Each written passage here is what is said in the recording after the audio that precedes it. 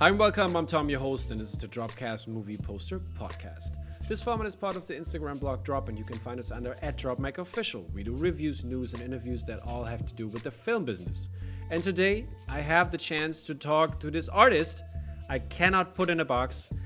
We exchanged a couple stories before, and even before that we exchanged stories, and there are so many great ones. I don't even know where to start. I hope the interview can cover at least a glimpse in this great artist world. And this great artist is Orlando Arocena, also known as Mexi. And you better stay tuned. Head over to our Instagram profile @DropMacOfficial to follow along with the art we are talking about, or check us out on YouTube, where you will have a lot of fun talking to this man. Orlando, how are you doing, my man? Hey, Tom, what's going on? Drop Mag. What's up? Not Guten Tag. Guten Tag, exactly. But that's more than most other artists can say in German, I guess. I never had the chance to talk to. There's Calvin Laturi. I actually talked to him. He has, I think, a German mother or something like that. So he knows a little bit of German, but he wasn't on yet. So and Eileen was on. Never mind, Eileen was on. Oh, Eileen, like lives on your neighborhood, doesn't she? I mean, she's like right around the corner. Basically, you guys, basically. you know. small towns here. It's all very small in Europe, you know. So fantastic. Thank you for having me today. Always love to have you, man. It's a real pleasure. I mean, you're a jack of all trades, basically, when it comes to the art world. You do lots of cool stuff, and you have so many cool stories. I can't wait to get into it. I hope as I said, I hope we can cover all the cool art.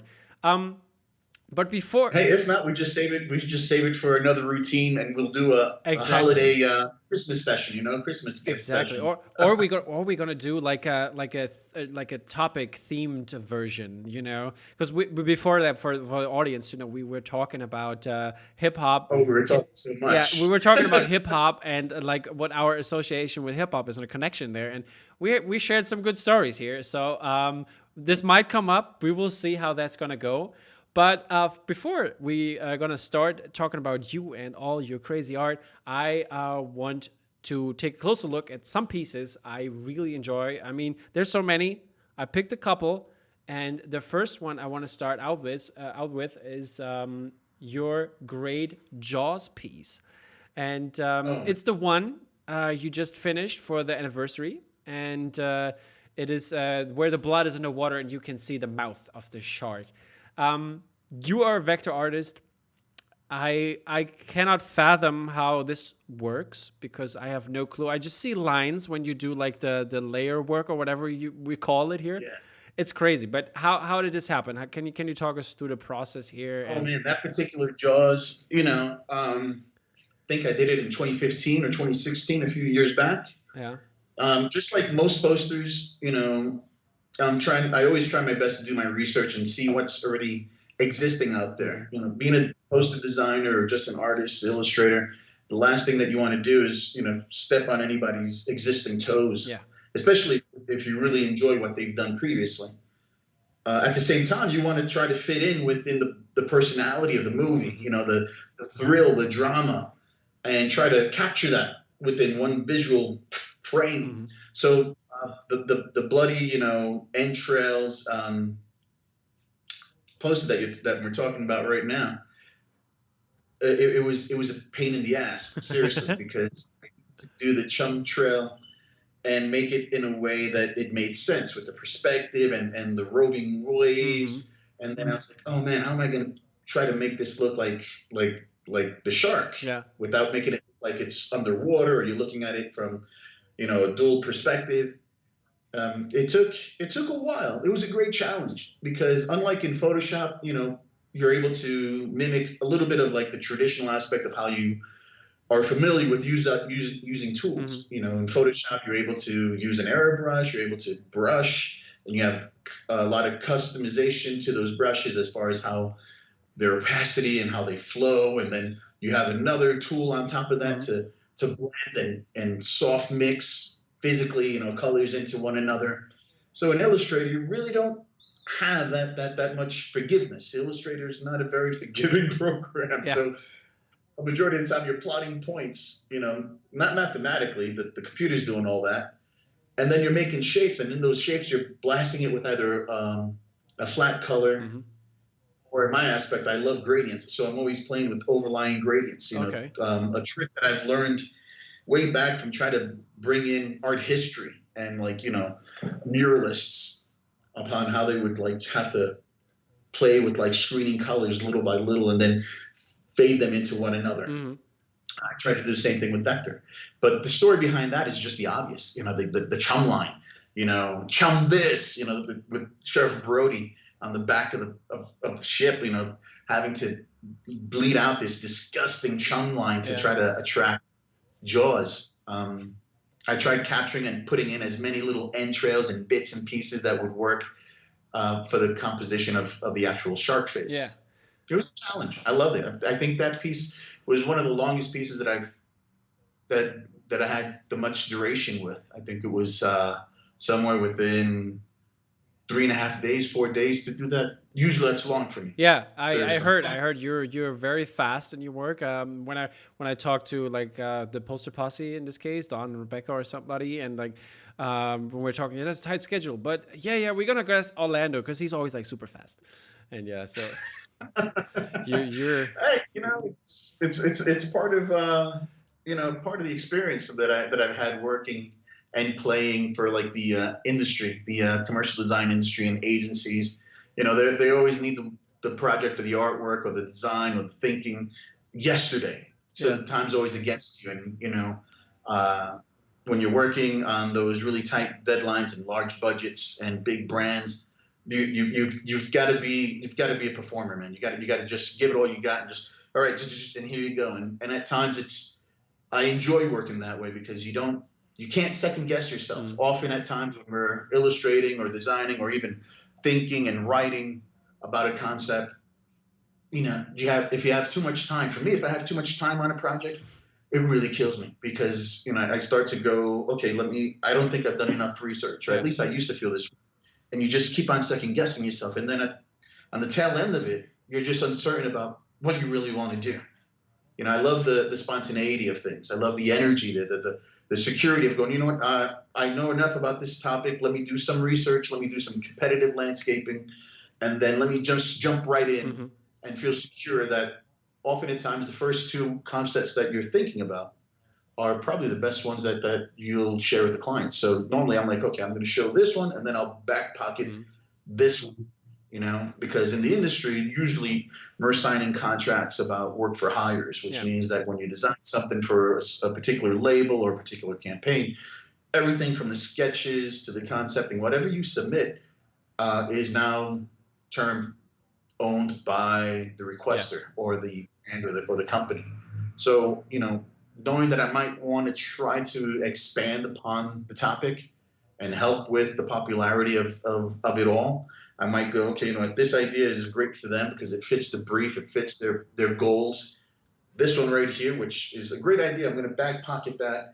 And if I need to bring it out for this case, I'll do it. If not, this one's going to go either to Gray Matter, Bottleneck Gallery, or whoever might be doing the home entertainment version of the piece. So trying to do everything from a line of merchandising between limited edition prints to home entertainment DVD steel cases, because I think that's kind of the alternative of collecting right now within this poster community, where people are like, the industry's gotten so robust and so refined that it's just not the forward-facing steel case. Now they're getting really eccentric, and they're having double span portraits where they're selling stands so that you can actually display the full double page. That also goes with the vinyl they're doing, right? Like the Mondo, like the vinyl series, they have a lot of crazy good looking vinyl stuff. I mean, it's sometimes even the artwork is better than the posters in my opinion, but I love what they do there. It's like great stuff. I just love how everything's blending into to and supporting, reinforcing the creative community in this genre. Yeah, and also the collector's perspective in that regard. I mean, every art collector in that regard, or pop culture collector, loves this kind of way they do stuff. And there's not much room anymore to push the printing wise, I think, in terms of what you can do. I mean, There's still some ways, and some artists like use like every inch they can get, like when it comes to like screen printing, for example. But branching out in these avenues is, I think, very important for the industry.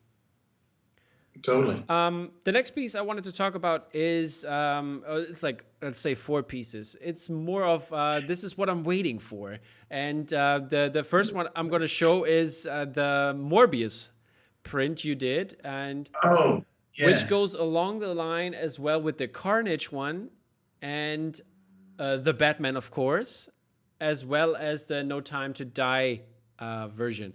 Could you say a little bit something about this? Or first of all, which one do you really want to see from those 4?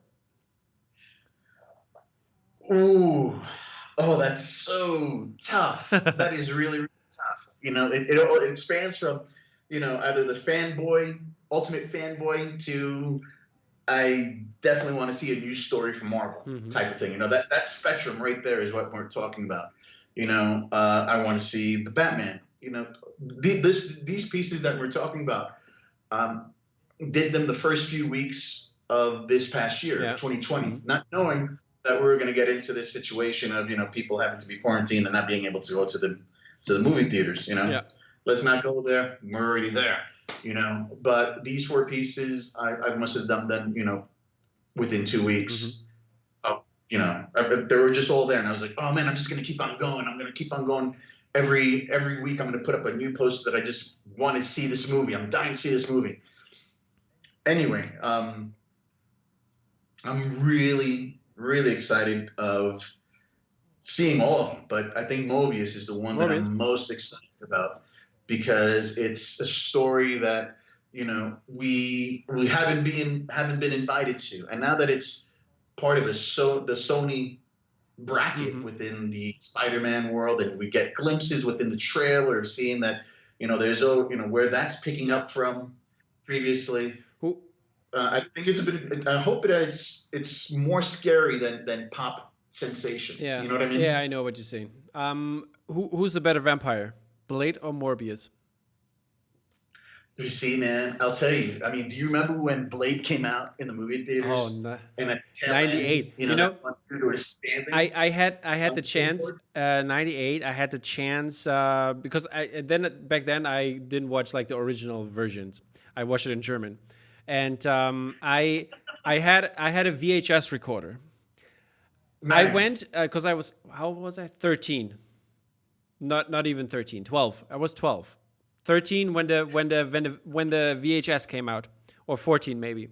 So I basically, because I'm very kind of tall, and people could mistake me for older. So I went to our local shop, and I was like with my friend, and I was like super nervous. I need to get this VHS of Blade because I love that movie so much, and I got it, and I watched it so many times.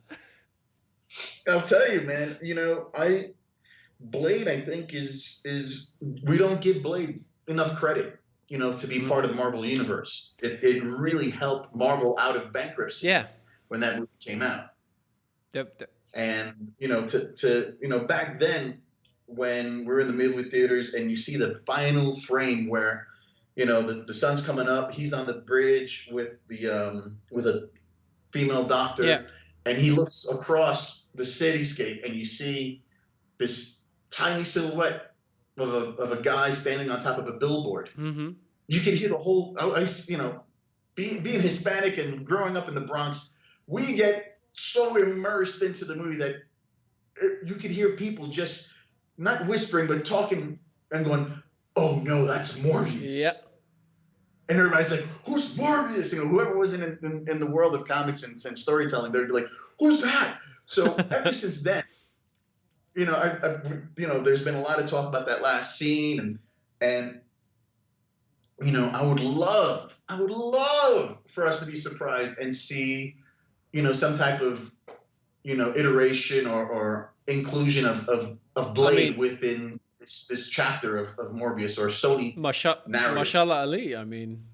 Oh It's gonna man, come, but what do you think of that? Speaking of Blade and all of that, is I think he's going to be a good mix, man. I think he's going to be a great mix. would you rather Um, see Wesley Snipes again, or do you want to see Marshall you Ali? see, that's the thing, man. I loved Wesley, man. Dude, I love Wesley. There's nothing wrong with Wesley except for the age, and Hmm. I don't want to see too much, CGI where it's Yeah, unnecessary. I but still love when, black don't crack. That's what they say, huh? but you always got to bet on black, brother. You know what I mean? But I think I don't want to see him in the movie alongside of Michelle. So Yeah, it's tough. It's really tough. But I'll tell you, all these Wesley Snipe haters, or at least Blade haters, you got it all yeah. wrong. Because if it wasn't for him and that year, I don't know whether Marvel would have bounced back. Seriously. Yeah, I mean, I So still love that movie. It's not, check yourself over there, man. Always bet on black. yeah, it's not the best movie in terms of movie making, but it's a great entertainment value, and I really enjoyed that movie when I was a kid. So I loved it, man. I really loved it. I love the soundtrack. The yeah, music. yeah. Uh, the blood The bloodbath, yeah, yeah, that's the blood amazing. that was awesome. I was like, oh man, I'm gonna go to a party like that. I have a Blade poster, right?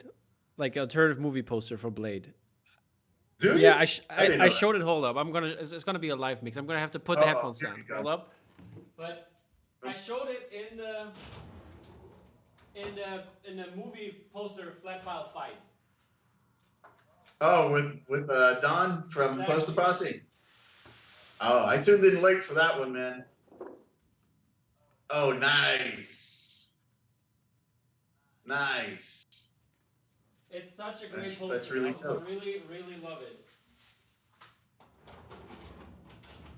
Who released that? Was it released by a particular gallery or a print house? I think it was a private commission. That was like my one of in the first days when I started collecting. It's by Max Fitzgerald. Yeah, Okay. his name on Instagram is Max Hieronymus, I think, or Hieronymus Max or something like that. And he did this, and there's also for Blade 2. He did the same kind of style, and it's also glow in the dark. So it has like a UV layer on it. It's so fun. So when you put on your Blade pajamas at night and you're Exactly. like, oh my God, it's Blade night. You turn off all the lights Yeah. and you get The black light to on. enjoy Yeah. the nice. And That's also remarkable. it's like I think it's very particular for the movie in terms of like vampire hunting with the UV light. I love that idea there. So let me ask you this: Sure. when you're a commissioning artist, do you normally ask them just for a one piece, or I actually have to say do you allow them to do the commission for you, deliver it, and then also turn it into a limited series? I never did my commission myself. I was never a commissioner. I always took part in it because I think it's kind of like a weird world. I mean, there's been like lately in the scene a lot of trouble with certain commissioners right now. I don't know if you have noticed. Are you in that world somehow or Yeah, I mean, I was touch and go. yeah, so I a lot of my brothers and sisters within the community okay. that were really deep into it, Mm, like the past 2 3 years. yeah. And then the feedback was like, oh my God, it gets just too unsettling and too stressed out when you have 35 different voices saying I want to see it like this, and no, I don't want to see it like that, and and it's tough. It's really tough. But Yeah. I have always asked the question that from a commissioning Yeah. standpoint, whether you're one of many or just one You are individual. basically one individual in terms of there's only the commissioner who talks with the Mhm. artist and the rest like falls in place. You just basically get a spot and then you either take it or leave it.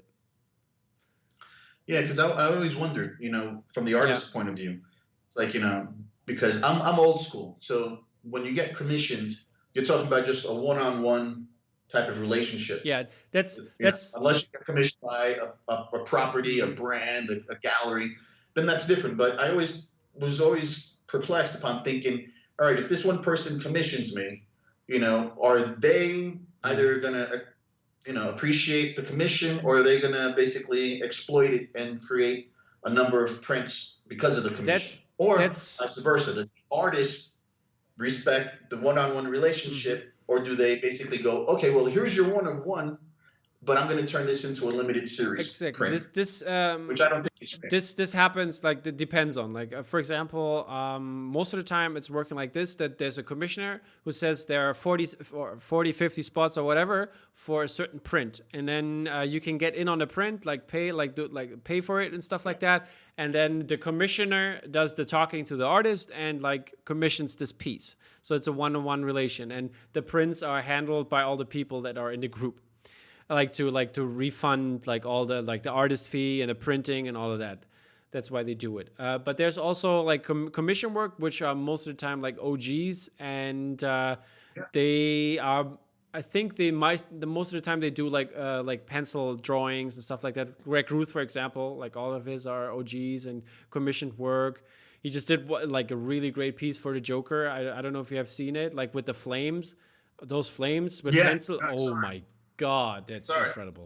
it's beautiful, Yeah, very beautiful. I try to follow as much as I can from the yeah. community because I'm so separated into different Hmm. facets of it, But with this industry. yeah, So but yeah. So that's like the usual way, and it's supposed to go like that. And there's some other people, some commissioners who I'm not going to name names here, but there has been an incident like lately, a couple of weeks back, where finally a commissioner was seen like reselling either reprints or like scanned prints, or just put like did more prints than he was like giving like spots away, and like kept them for himself and yeah, sold them on his website.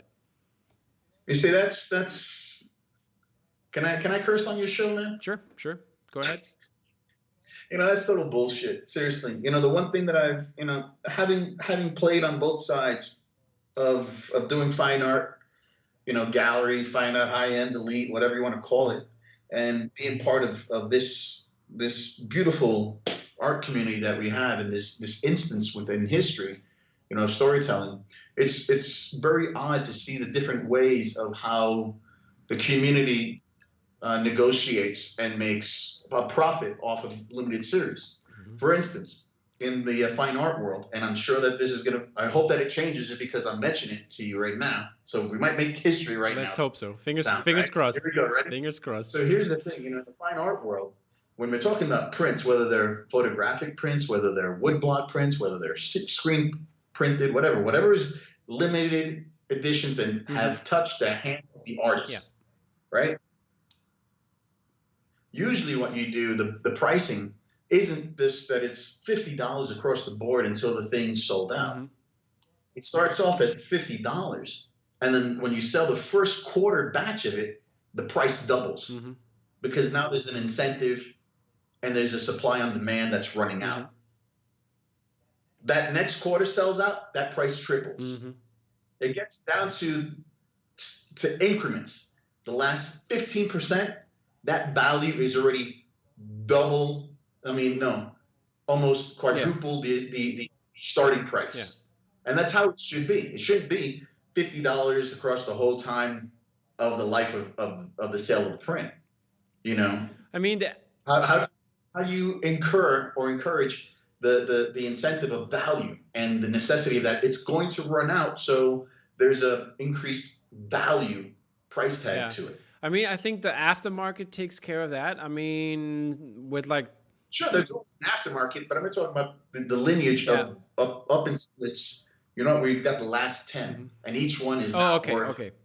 this much. Yeah. You know what I mean? So it's all upon the galleries understanding how the But system how would works. you do it? Like if let's say there is only like the first edition is like 150 or whatever.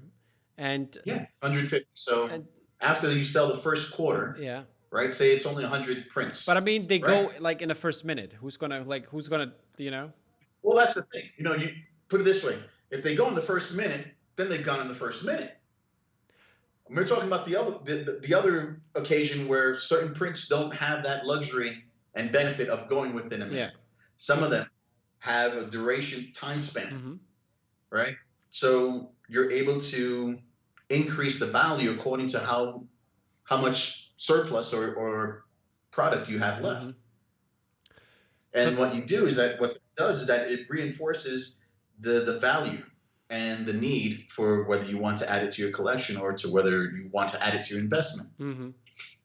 I mean, like You know? it's like would be like bummed out if like how like sometimes they sell like a Mondo bottleneck whatever when it's like sold out in the first minute. You basically might get unlucky and pay 150 instead of 50. Is that what you're saying? Yeah. Yeah. Basically, that's what I'm getting to. The getting to is, if you're at the if there's only 25 left, and the initial print was opened up, the sale window was opened up 2 weeks ago, but the print is still alive. Mm-hmm. Okay. And 2 weeks ago it started off at 50, and now there's only about 10 left. Then it shouldn't be $50 anymore. It should be 150 Okay, yeah, I understand that. Yeah, but because there's only 10 left. So the demand is pressuring the price to mature. but is there a demand? So what that does is that it helps not only the community, seek value, Mm-hmm. investment, but it also helps the gallery and the artist acquire a cost factor for the perceived value of the investment. Okay, I think that isn't that what, but isn't that what happens when it Getting too heavy with the finances. isn't that what happened when it comes to the artist proofs? Well, that's interesting because artist proofs, within the real sense of the word, artist proofs within the fine art world is those first 5-10 batches that were printed, and each one is uniquely different from each other because they're actually calibrating the printing technique. Yeah. So that's why artist proofs are significantly at a higher cost and rate because they're supposed to be different from each other. But isn't that the and not calling out anybody wrong? But today, what they do is that they print everything, and then at the very end, they go, okay, the artist gets 25 of these. And the artist is allowed to call them artist proofs. They're not. Okay. They look the same. They're on the same quality of print as the initial series. But isn't that... an artist proof is where you're testing things out. And most of them are on newsprint back in the day when you're doing screen print. The test prints. Yeah, they are very thought after. They're thought after. I'm calling out bullshit on the industry right now that we're all collecting from. Because I think that there needs to be more education that needs to be pursued and carried by, e-zines and blogs and interviews like yours. I think that you guys are the purveyors of the community, where just like back in the old days, in the turn of the century, there were a lot of artist critics for magazines and newspapers, and they wouldn't hold back. They would have to, review it just like you naturally would. Either it was a benefit towards the artist or a benefit towards the gallery. But now that we're talking about artist proofs, because you're getting them directly from the artist doesn't mean that they're artist proofs. But isn't that what you were saying? Isn't that like a printer's proof? And printer's proof is what normally is an artist proof. Okay.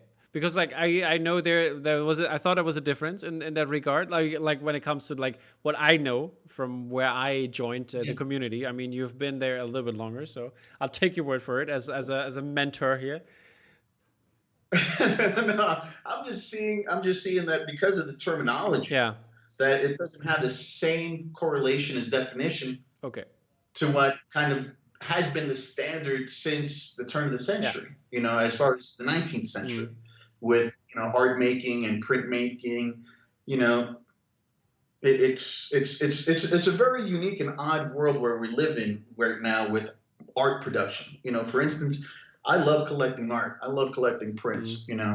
I find that I'll readily pull the trigger on a print if I know that the artist has either touched it physically, or has, if we're talking silk screen, has actually pulled the screen and the paint for themselves. So that for me shows like the most genuine level of authenticity that an artist could basically try to offer for an audience and collector. Now we have, so many different companies and so many different shops and so many different people doing this that they're like, hey, they're beautiful. I'm not taking anything away from them. All I'm saying is that I just wish that we were at a level where some of the artists had time, had the resources, to actually fulfill the 1 to 100 spectrum of the artist's involvement within the creation story for that piece. And how about Corona now? Since that's a little tough. Like, I mean, if you had it all at home, it would be easier, definitely. But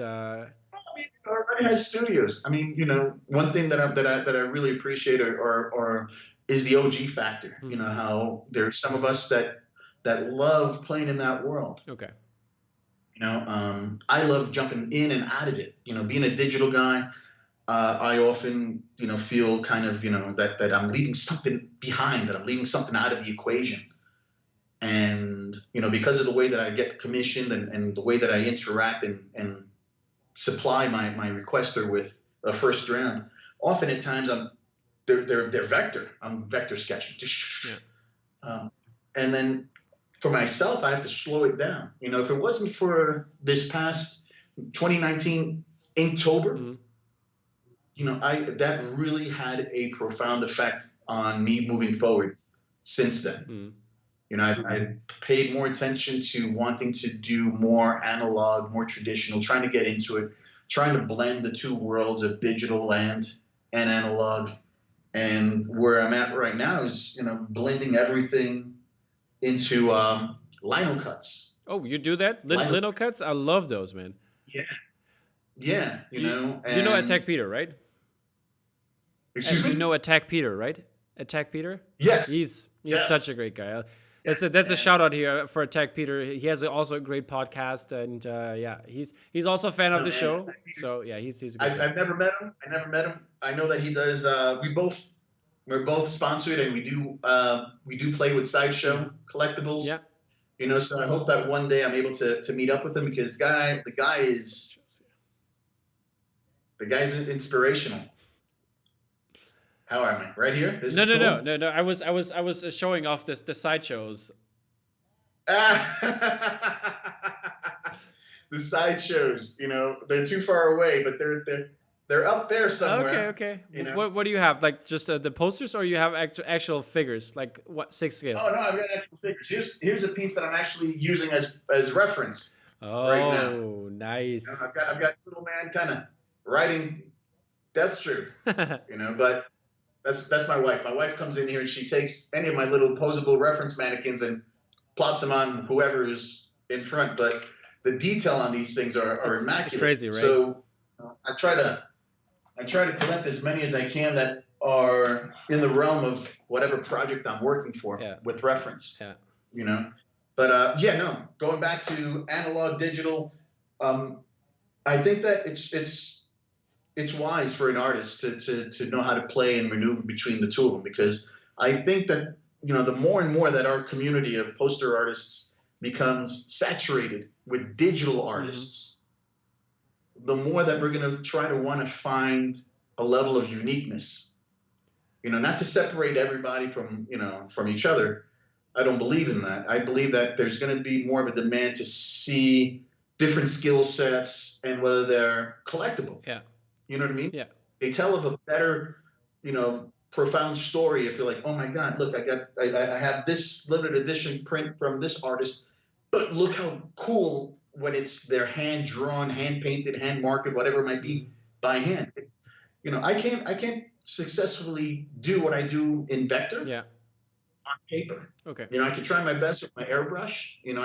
That's the first tool that I learned to use before I even went to the university. My teachers were like, stop using the airbrush. We're not going to support you anymore. Matter of fact, if we catch you using the airbrush, we're going to kick you out. We're going to cancel your schooling. And I was just like, oh my God, are you kidding me? I'm going to have to paint? I don't want to get dirty. And I think that's bullshit for a majority of us that, that's a lame excuse. I don't want to use analog because I don't want to get dirty.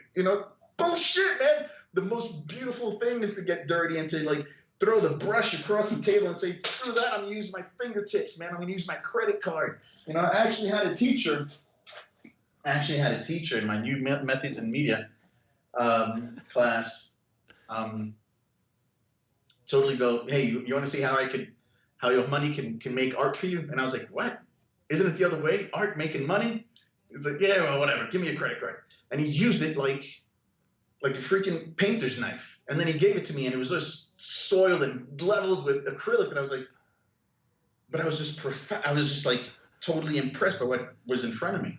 So I don't know. I guess the message what I have here, if there is a message or a point, is just, for all those digital artists that are up and coming or established, whatever, don't let go of your traditional passion, your traditional roots of doing it, because it's great to see somebody break out of their consistent look. I mean, man, I would love to see what Dolly could do if he broke out into like scratchboard.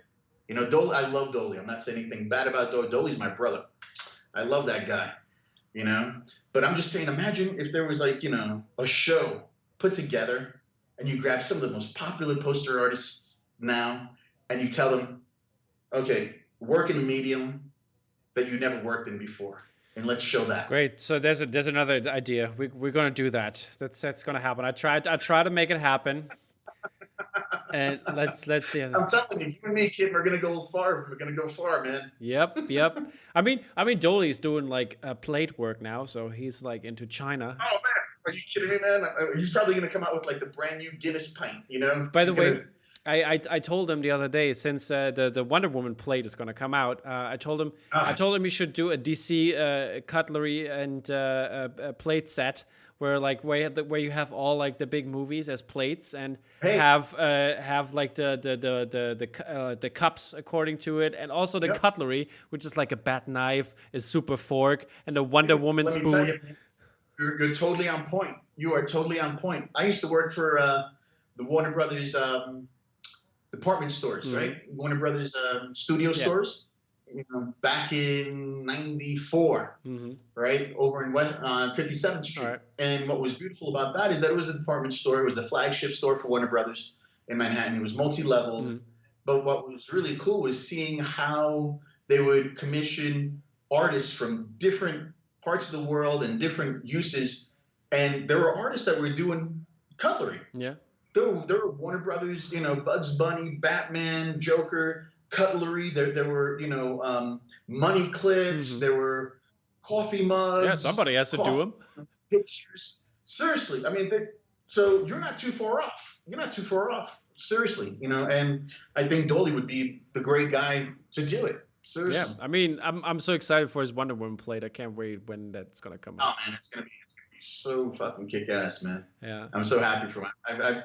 That's one thing that I really enjoy about the passion and kind of the support of being in the Poster Posse, of having to start off with Poster Posse about over 5-6 years ago, and getting to know these guys and actually traveling abroad to meet them for certain events and certain gallery shows, and seeing how all of us have evolved and progressed throughout the years. Lou Butland.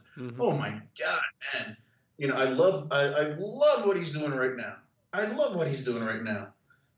And I love seeing where their passion and their investment for their creative voice is steering them. It's beautiful. Seriously, it's really beautiful. Yeah, by the time this interview is going to be out, I think the plate will be released. But so we will have to share the excitement in a comment then.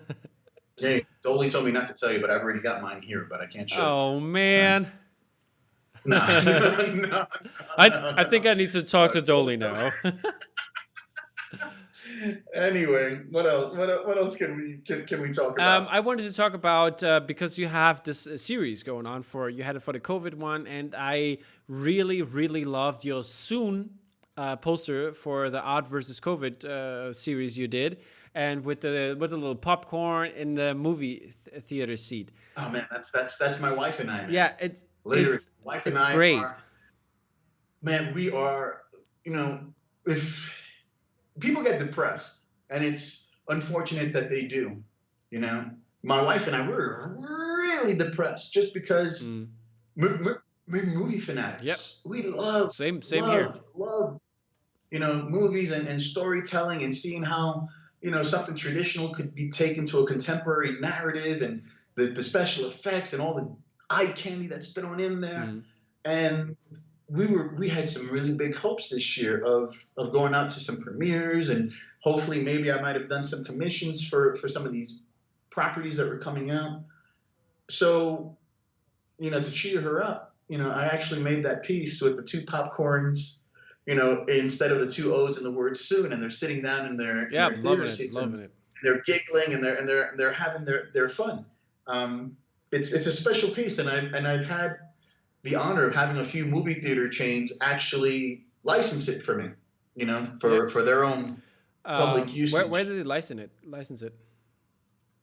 Well, that gets all conducted through emails and through Yeah, no, no. I legalities mean, and like in which country or oh, in the in the states? states, in the states. I've had one in the states. I'm actually negotiating one now that's also in the states. I think the first one was over in Okay. Canada. That they're like, hey, we've got this mom and pop. A majority of the theaters that are requesting it are. I think there's one that's a big movie Mm-hmm. chain, which I'm negotiating now because they're like, oh man, you've already let some other people use it. But the thing is that I'll customize it according to changing the color Yeah. tone. Right now it's originally orange, and there's a few that are shades of blue. But it's a very I don't know. It's kind of like my appreciation for my wife, who's my biggest supporter, Yeah. my biggest love in the world, and I just wanted to make her smile, Yeah. for that day. Definitely. Shout out. Because Shout out to the wife. Shout out to the wife. shout out to the wife, Yatsid, I love you, te amo tanto. But the COVID-19 man series, that's what took place. That's what replaced the passion of trying to do a bunch of movie posters for the movies that were coming out. On the heels of the Morbius and the Batman 2021, that we were just talking about Yeah. earlier.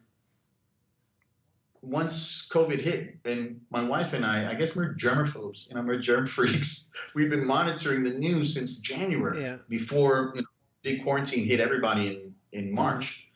So even then, we were kind of like, oh my God, paying attention to it. Because we live in a third world country. I live in Bogota, Colombia. So I'm under the impression that we don't have that much of the sophistication and science techniques to safeguard us than some of the second and more powerful nations out there. So, not to say anything wrong about Colombia. I love Colombia. Colombia's beautiful. I mean, the people here are fantastic. Mm. But COVID-19 series came on the heels and replaced the whole movie, coming soon series, and that was basically touching on certain topics that needed to be said. Yeah. Public service announcements, and not that I was trying to seek fame and glory. It's just that I felt the need to just be part of the community to Mm-hmm. try to help individuals understand that Yeah. sure, you're one within a community. If one gets infected, there's a chance of everybody at Yeah. risk. And I mean, Let's not be there. Let's not go there. yeah. I mean, thank you for So that. I mean, it's you did some great pieces there for this series, and it's really really appreciated. Sometimes I even wish, where can I get it printed as a screen print? you know, thank you for saying that. What I'm trying to do right now is that I'm trying to negotiate and figure out how I'm able to put it into a collectible book Mm-hmm. format, where a majority of the proceeds and Yeah. gains will go to an organization. Now I'm trying to figure out what that organization is, because I'm split up into so many facets. I'm like, oh my God, do I want this to go to this country? I want to go to that Mm-hmm. country. So, and I don't want it to just go to an overall organization, because I feel I'm skeptical about some of those, because especially now where there's very little financial support Yeah. on ends, and hear of really disgusting stories of certain, individual IPs calling out a blast for help, Mm-hmm. to help people, but then they take the money upon Yeah. themselves.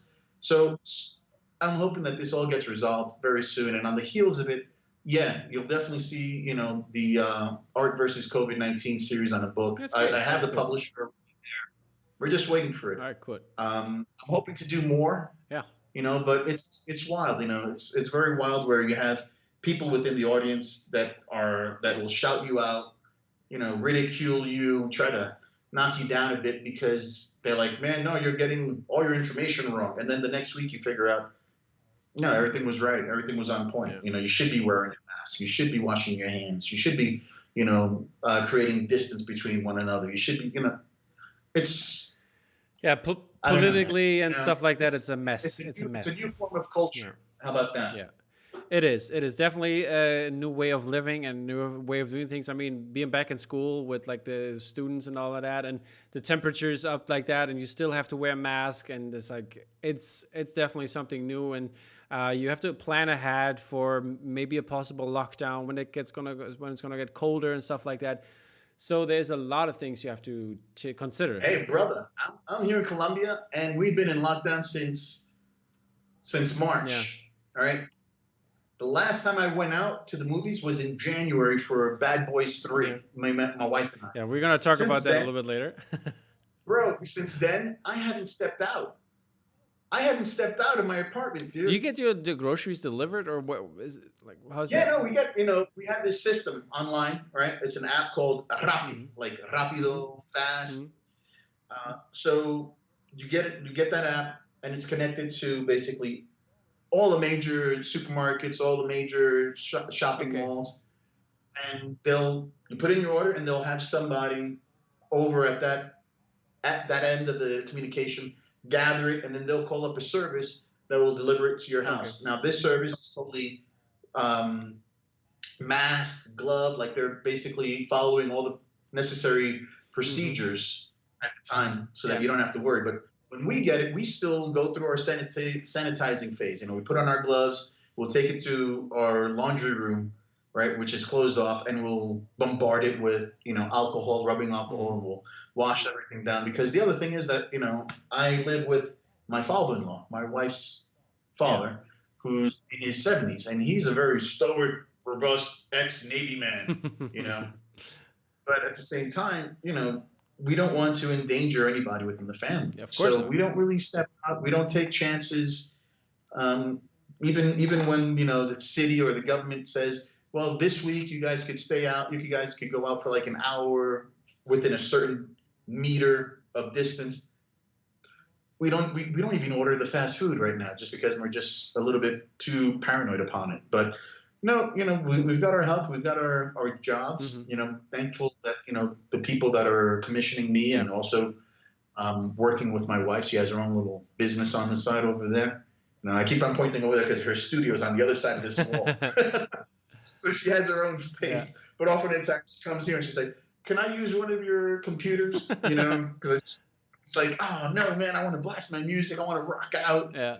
But often at times, we've got that space, and then often at times that wall comes down, and she's like totally just chilling out Yeah. right next to me. That's great. So I love it. Okay, I want to come up to because there's so much goodness in this, and I want this to be heard, but I don't want to hear all because I want to Okay. make a story out of it, like a movie or a TV show. But how did you start out? How did you get into this business of businesses and the made you the person you are today?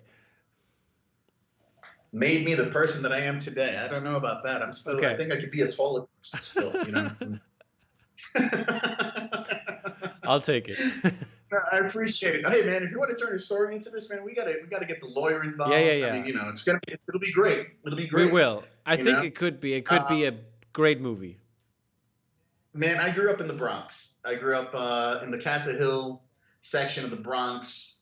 I went to the same school as Jenny from the I block. Jennifer I just wanted Lopez. to say it's Orlando from the block. It's Orlando from the block. Orlando from the 6th train. Jennifer actually hung out with us and played Okay, basketball. there you go. Her mom was my school teacher at the time. Wow. You know, yeah, no, that small section of the Bronx was very multicultural. Mm-hmm. I had friends that were Irish, Italian, Mm-hmm. Filipino, Puerto Rican. I was the only Mexican Cuban out of the Yeah. bunch, but it was growing. It was growing at the Mm-hmm. time, and we all found our ways through comic books and art. We all loved the X-Men because of how diverse the Yeah. storyline, and we all picked who we would be. And who But were you? Magneto, of course. um, I'm always Oh, Wolverine, okay. man. Yeah, yeah, Seriously, you're right. I All don't right. look like him anymore. Some people might say I look like somebody from a whole different Marvel brand, but I'm not going to get into It's that. Earth Anyway, 768. Anyway, no, growing up in the Bronx was a major factor for me because um, it was important to see how my other friends and their cultures lived. I would go visit my friend, Albert Khan, Hmm. who was Korean, and I would step into his household and I would see a family, oh Jesus, Yeah. a family room of pictures and traditions, and I would just be like amazed because I'd be like, oh my God, I don't have that in my family. But the beautiful thing was just seeing the diversity of culture and Hmm. how they would express it, whether it was, being on the 6 train, which was my favorite thing going into the city, and being around all these movie posters on the subway platform, and then stepping into the train and seeing all these fashion ads and mini posters on the actual Yeah. metro car. But then you look and you're surrounded, and this was like back in the days where the actual subway cars were bombarded, head to toe, outside, inside. Every little facet was tagged by a graffiti artist, a graffiti Yeah. writer, a Yeah. burner, Of whoever. course. And I was just like, whoa, this is great. And I think that's one of the reasons why I tend to love what Bogota, Colombia has to offer, because I see graffiti that's like vintage and it's still up Yeah. on the You walls over you here. must you must have loved Berlin then. Oh, Berlin was ridiculous, man. When I was in Berlin back in '94, uh, I had a friend who would drive me around and go visit some of the youth clubs. I guess Yeah. I just forgot the name of what it's called, but the Jugendclub. beautiful thing about Jugendclub. yeah, yeah, Duke Club. Hmm. You guys would have these beautiful like old factories, Hmm. these big acre lots, Yeah. big size factories that were condemned at one point. And then the city would take them over and then convert them to benefit kind of the orphans and the young street kids that didn't have Yeah. a home or family to go to. And then they would put them to work. They would turn some buildings into art galleries, some buildings into like cafes and restaurants, and they would work to support themselves, but also support, The- the yeah. establishment, the environment. And then you would walk into these things, and just like a big factory has these big opening, welcoming Hmm. walls. Once you pass those walls, everything was just graffitied out, Hmm. and I would be amazed. I'd be like, oh my God, we need this in the Yeah. Bronx, we need this in New York City. Fun little But story on graffitis. Do you know Devon the Dude? yeah, Devon the Dude, he was here, and I think it was 2010 or 2009, somewhere around there. He was here for a concert, and we got to know him because like I did an interview and we were hanging out. And a friend of mine, he knows also the graffiti spots. I know him too, and we went to do Devon the Dude's first tag at an actual wall with a spray can. We did that with Devon the Dude, and afterwards we went to the German Berlin West Coast Customs shop and we had a barbecue with the West Coast Custom crew. Yep. that's man. That's crazy. That's So that crazy. was fun. I take it you also do graffiti. So let me ask you this: did you have an iPhone with you, or like a Samsung, or We had a anything? camera with we had videos, we took pictures, everything was there. Don't worry. Because that's part of what we were talking about Yeah. before we started the live chat. That we were like, oh man, how often do you think of going back into Hmm. time and hoping that you could at least bring a smartphone with you? Because back then you would have all these environments Yeah. and events and cool unexpected sessions where you're rubbing elbows with certain Hmm. people, and you're just like, man, I wish I could take a picture right now. And back in the '80s, '90s, early 2000s, you didn't have the luxuries of technology that Yeah. you have just in your pocket. But oh, dude, that's wicked, man. We got to go into talking about that. I have a whole different idea for that as Great. well. There's gonna be a special episode. Let's keep on going. I mean, so I grew up in the Bronx, fell in love with graffiti and advertising. Didn't know much about it. I went to an old boys' academy up in Mount Vernon, the same Okay. one that Puffy Combs went to. Actually, there's a story that I have with Puffy where, he was standing on the lunch line. He was short $1, gave him $1, and Puffy was a really awesome student at Mount. Um, Always helped with the charities. Seriously, he's a fantastic, genuine guy. But yeah, no, I'm not name dropping. I'm just letting you guys Okay. know that I lived in a very diverse place where a Didn't lot of uh, cultural kids grew up to be part of Didn't our pop didn't it industry. come at full circle then? Didn't he date also Jennifer Lopez at some point? Yeah, So he did. there's a circle right there. He totally did. And I actually ended up working on the agency that did his promotions for Ciroc. All right, there you go. Ciroc. Yeah, so it's very, very small world. But I went to high school, and in high school, I had one art class in all of the 4 years that I Yeah, went there. So one semester in all of the 4 years, art yeah, class. And the one cool thing was the art history. Miss Fee was her name, and we played a lot with scratchboard, yeah. um, and the history and the importance of Hmm. scratchboard. But anyway, I didn't know much about art. I loved it. I was talented in it from what people were Yeah. telling me. But I just really wanted to join the Navy and be a naval aviator and fly 3 times the speed of sound and drop bombs and just total maverick. Hmm. Seriously, aviator glasses and haircut to the side, the whole nine, man. Seriously, if you talk to my homeboy Adam Ufrit from the Bronx, he probably has pictures, man. He'll probably giggle. You I know, bet. I want to see him next time. When you come on next time, I want him. you ain't seeing shit, brother. But anyway, it's ridiculous. Oh my god, those pictures are never surfacing, man. I'm serious. I bought them all. They're in some Swedish bank Okay. account in the. Okay. I They're will never dig him out somehow. So some never Russian hackers, please help me. never ever. So anyway, to make a long story short, I actually did listen to my guidance Mhm. counselor. He pointed me in the direction of art. I didn't know that people can make a living. I thought it was just either one or two worlds. Either you Yeah. did comic books and you just did comic books, or you ended up being part of history and being what these artists that lived grief-stricken, poor-stricken, died before their popularity hit, Yeah. the radar. And I was like, man, I really don't want to live that way, man. But hey, let me see. So out of the 3 kids in my family, I was the only one that actually went to college. I'm the Yeah. youngest one. So it was quite an investment for my family. But I went to Pratt Hmm. Institute. I was enrolled in 1990, and I went for four Yeah. years. And the entrance exam was tough. I was very intimidated by everyone that I saw there. People were there with their moms. They were rocking Liberty spikes and mohawks, and their mom and dad were like carrying 6 foot rolls of canvas, for Yeah. portfolio day. And I'm there with my brother with my portfolio 9x12 portfolio, and all my drawings were on, typewriter Yeah. paper. I didn't know the difference like bond and different types of Yeah. stocks. Total, ghetto kid, man. And I remember telling this wasn't at Pratt. This was over at Baltimore School of Arts. We had driven 8 hours south in the night to go to this portfolio day. Okay. And once we got there and I saw the scene, I told my brother, I was like, no, come on, we're out of here. I'm not showing Yeah. shit, man.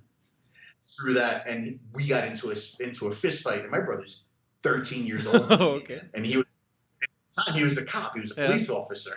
Yeah. He had just gotten off work, so he was pissed off. And we were just going at it. He's like, you're going back on that line. I'm like, no, I'm not going on any line, man. Screw that. We're going back home. So finally, on the way home, and we're both wearing our bruises, and he's driving, and he's like, he goes, I don't know much about art, but you better learn how to have a backbone and be able to deal with criticism, Yeah. man, because you're going to be dealing with it every day if you're successful. So you gave me this one piece of art. Is that from the portfolio?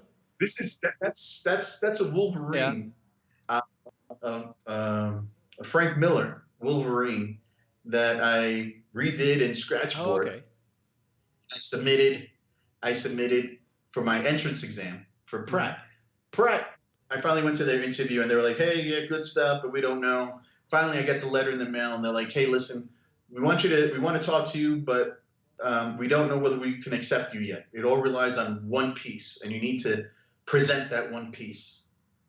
So I did, and I had a whole story for Wolverine and why I chose Wolverine and why I chose Scratchboard, and I think Let's hear why it. the two were able to come together. Let's hear it right now. Yeah, I still remember that exact selling case and presentation, but it had to do something with the historical facts of storytelling that the the amphibians and the Greek Okay. Mediterranean civilizations would use to make their narratives about certain mythos or contemporary mythos. And I said our contemporary mythos today stem out of comic books. Mm-hmm. And those are our heroes that we tend to leverage and look at, and they have their facets of their own hero stories and their own guilt and their own hardships that they need to deal with, just like this entrance exam. I'm basically trying to fulfill and personalize the strength from this character to unravel and deliver this presentation. And they were captivated by it, and I got accepted, luckily. And good that you got in. it was the best 4 years of my life, because I got to know so many different people from different areas, and I was the only one that was working part-time at a restaurant. I had my own wheels, so some of my friends lived out of state, Vermont, Delaware, Baltimore, whatever. And on weekends I would say, hey man, I got the weekend free, I don't have to work, how about we drive back to your hood and let's see what your whole neighborhood's about. I just learn more about By culture. the way, didn't Greg Ruth go to Pratt as well? I think he did. I think so. There's been quite a many of us that went to Pratt, and Pratt at the time was in the middle of downtown Brooklyn. Yeah. Aren't you like Myrtle Avenue? It's called Murder Avenue. Oh, way to go! And yeah, man, I've got jumped once, got bloodied, sliced up. Okay. And I'm still here.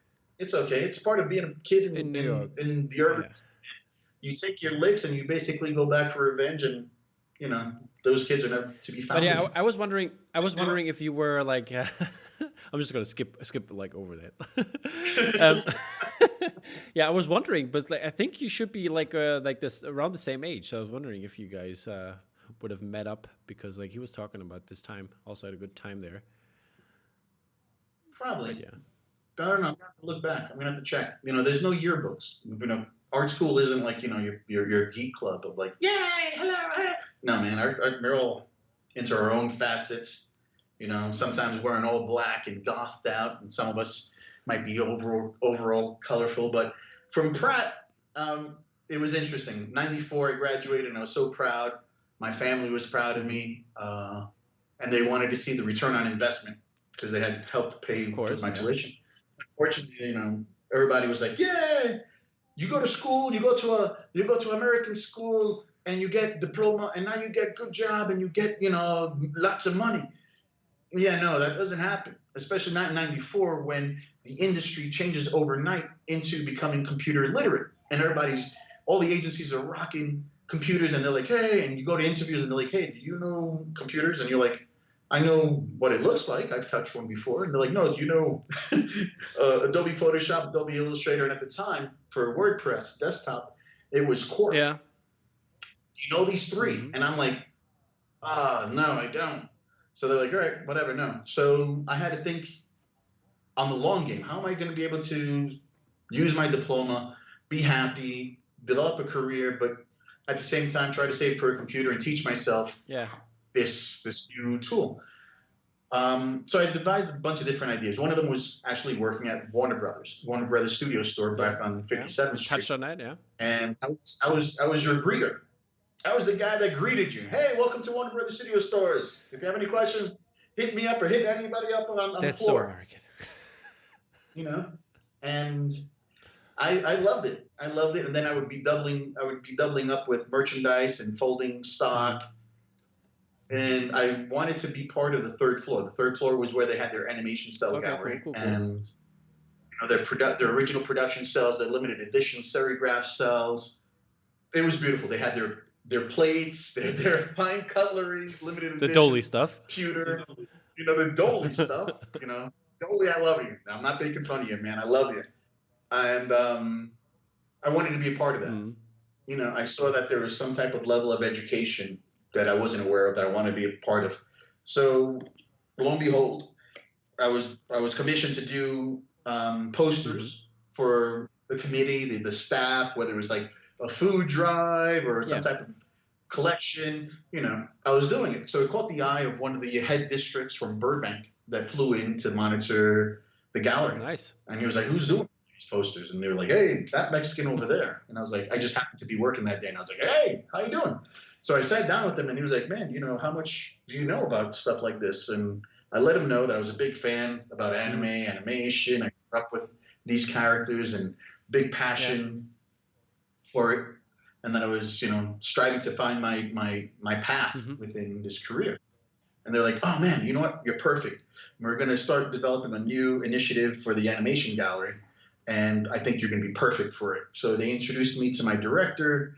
We flew out to Burbank, probably one of the first business trips that I ever had the pleasure of doing.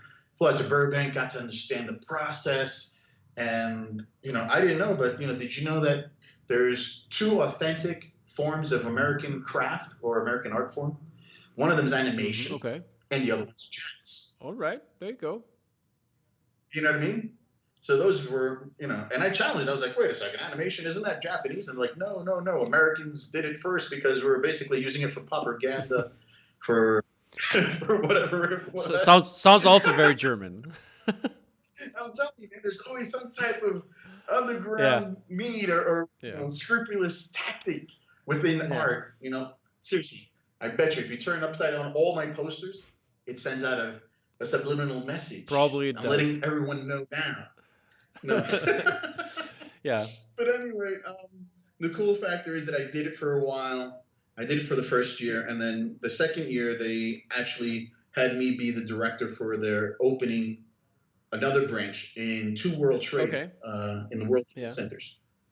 So I was monitoring that, and it was great because I was able to systematically set up my own calendar events for promotions. So we were having like in-store one a month premiere parties for certain elements that were coming out. Where that's like, nice, man. That sounds so great. Animation cells for the Batman series.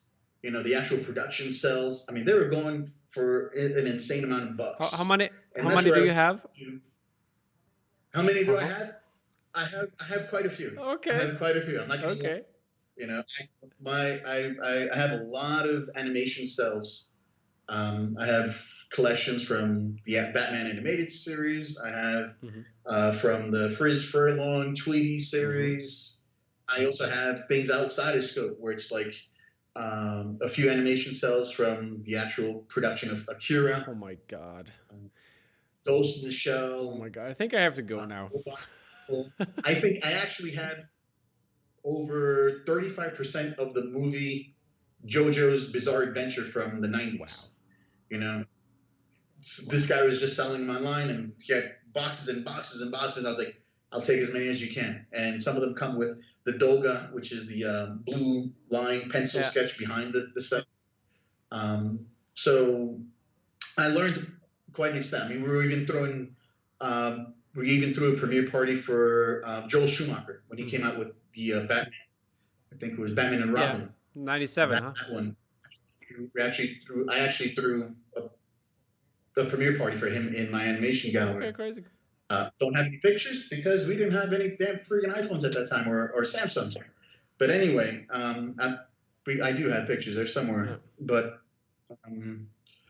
it was great. I learned to understand the value of authentic production art and trying to find ways to communicate to people that had the same interests or wanted to jump into the interest and needed to know why this particular authentic piece is valued at such a price when that unlimited paper poster open series regular poster that you would give to your son or your child is only $8. Why is this one so much? And so I enjoyed having these conversations with people. Plus, I enjoyed the fact that I would occasionally have a phone call from Mark Hamill once every so often, call me up in disguise as the Joker and be like, "Hey, how you doing? Do you have any? You know what I'm looking for, don't you? You know what I'm looking for." Oh my god!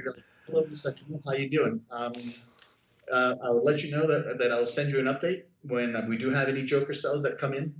Wow. He was actually investing and buying the actual production cells from the animated series where his Joker and his voice was basically part of part of a big portion of the storytelling. So I'd be like, yeah, I actually still enjoy your performance as Luke Skywalker and the Force. You were just giggle. You were just giggle.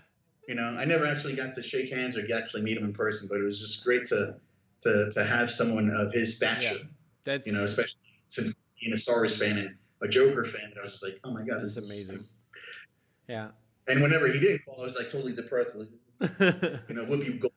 Whoopi Goldberg would come in like, oh my god, it's Whoopi. Okay, cool. And she collected art. But just like anything and everything, I wanted more out of my career path. Can I ask you a And quick question though? Because I was wondering about since you worked in World Trade Center, had the gallery there. How was it after 9/11? Is that something? I mean, you didn't work there probably at the time, but yeah, no, it was. I still had my ID card. My security ID card to get into the building and to get into the yeah. shop. And from what I understand is that Warner Brothers hit kind of a tough spot within their retail locations, that they had to close down that particular Okay. storefront before the terrorist attack. Okay. But it's still odd. It's just still very odd because you tend to wonder because it was a big commercial concourse underneath that particular building, and you had all these different types of brands and global markets, and you would catch the subway Yeah. and the PATH train from Oh, that okay. building. So it's wild. Yeah. It's wild. I'm a little bit speechless. I don't know how to really answer your Okay, question. I'm just wondering because I Uh, wanted to see like what it was like if you have actually worked there, because I just have talked to people who basically are from the States who have like maybe like lived as being an American, but never had somebody who actually worked at a place and like looking at it this way. Yeah, no, I look back at it just like any normal New Yorker that had time invested in that area. My sister worked at Seven World Trade, for Solomon Smith Barney, and her office was there, and she was there that day, Hmm. and it was tough. She was trying to get out, and you know, she jumped in her SUV with a few of her office people, and people were jumping on top of the hood, crying, get me out of here. They don't know what was going on, and she luckily got out. My brother, who was one of the first crews of the first responders, was there. So we all, my family, we all had some type of involvement, Okay. or at least time invested there. As far as friends, yeah, I've lost a few friends. It's nothing glamorous or Of course something not. for No. me to 5 minutes to at least brag about. So it's a tough time in history, and as New Yorkers, we've overcome it, but we're still reminded by Okay. it. You know, Yeah. but after Warner Brothers, I wanted to still pursue my career, this Hmm. commercial design, illustration. I don't know whether I wanted to go there, or whether I wanted to be a fine Yeah. artist. I just know that I enjoyed what I was doing. Yeah. So one of the guards at Warner Brothers, security Yeah. guards, right, good friend of mine at the time, he was like, "Yo, listen, I'm leaving." And I'm like, "Where are you going to, man?" And he was like, "I'm going to go get a job over at the museum." And I was like, "Which museum?" He was like, "Oh, the Met, the Metropolitan Museum of Art." And I was like, "No doubt. What? How's the pay?" And he's like, "Oh, the pay's good. You get 3 days off, man, consecutively, and you get to guard." And I was like, "Isn't that a little boring?" And then I shut myself up, and I was like, "Wait, you're in a museum filled with art and like culture, and you're getting paid?" I was like, "Yo, screw that. How do I get a job, That man?" was So sorry, timeline wise, that was before Pret or like after Pret or while Pret? that's after Pratt. It's Okay. after Pratt and after Warner Okay. Okay. Brothers. It's like right after Warner Brothers. I took a job as a security guard, for the Metropolitan Museum of Art on Fifth Okay. Avenue. Great. Yeah. That's a great museum. I loved it there. Every time over there. I love it. I love it. I love it. I got to meet so many cool, interesting people. And yeah, you're in a suit and you're telling people no flash, and you're telling people to not touch the pieces, right? But for me, I would walk in there with my sketchbook, Yeah. this little 3x5 sketchbook, and I would just sketch my heart, ballpoint, whatever was there. and you're not supposed to be sketching on post, you know. Yeah. So, While you're telling the story, I'm gonna show the people some of your museum so ballpoint drawings. one morning, I'm there in on the first floor over in the medieval wing, right? And I'm in the gallery by myself in this room, and I'm sketching this centaur. Actually, it's one of the pieces that's I guess that might be on your slide. Yeah. This bronze blackened centaur, and I'm sketching it in ballpoint. I hear these leather loafers hitting the wood really hard, boom, boom, almost like trying to give me a signal, but I'm not paying attention to it. I'm still sketching. Yeah. Boom, boom, and all of a sudden I hear this Vienna accent, and it's the president of the museum walking through the museum, and he's like, Busted. What? Oh, bro, I was so busted. He's like, what the F? In a very gentleman Vienna way, what the F are you doing in my gallery? You know, and he gave me such, you know, a schooling, a yelling, that I was like, man, I'm this close to pissing in my pants, and I'm this close to losing my job, you know? And I was like, this job was perfect, man. Why the hell did I screw it up this way? So after I let him just do his piece of yelling at me and making me feel little, you know, he's like, let me see your sketchbook. Are you good? Is this all? And I at that moment I became the typical Bronx boy. I was like, listen, homie, you ain't taking shit from me. You know, you trying to take my sketchbook, I'm gonna knock you down, bro. Oh, you ain't taking this. And you know, I was thinking like high school. You know, I was thinking like he was going to confiscate my book. And I was like, fuck that. You ain't entitled to do that. So I end up handing it to him, and he starts flipping through it, and he's like, wow, this is pretty cool stuff. He's like, it's all in ballpoint, and I'm like, yeah, it's all in ballpoint. You know, I thought it was normal. I'm a city kid. You know, city kids, we don't grow up with like charcoal vine and you know those elegant pastels and mechanical pencils. We grow up with like big pens and paper mate. You know, magic markers. Those are the tools that frighten most traditional artists. Like most urban city kids are like, man, remember wizards at that. And part of that involves being keen on what your subject matter is and how you address it. So he's like, you're kidding me, this is all ballpoint? And I was like, yeah, it's all ballpoint. And he's like, why? And I was like, well, it's kind of like the way that I addressed my life at that particular moment. I was like, you know, it's like I was reading a lot of like Eastern philosophy and Taoism, and you know, I was like, it's like you have to pay attention to what you're trying to address. Take your time with it. But if you make a mistake, you have to allow the mistake to either work for you, right? You have to turn a negative into a positive, or you have to basically accept the mistake was done, turn the page, and start fresh, start something new. Because in real life, you can't erase your mistakes. Yeah, then so that's real do-overs here. Yeah, exactly. There's no undos. There's no real undoers. So he was captivated by it. He was taken by it, and he was like, hey, you know what? You are familiar that we have our annual juried exhibition here at the museum. No, not at all. I wasn't aware of it. And he's like, yes, we do.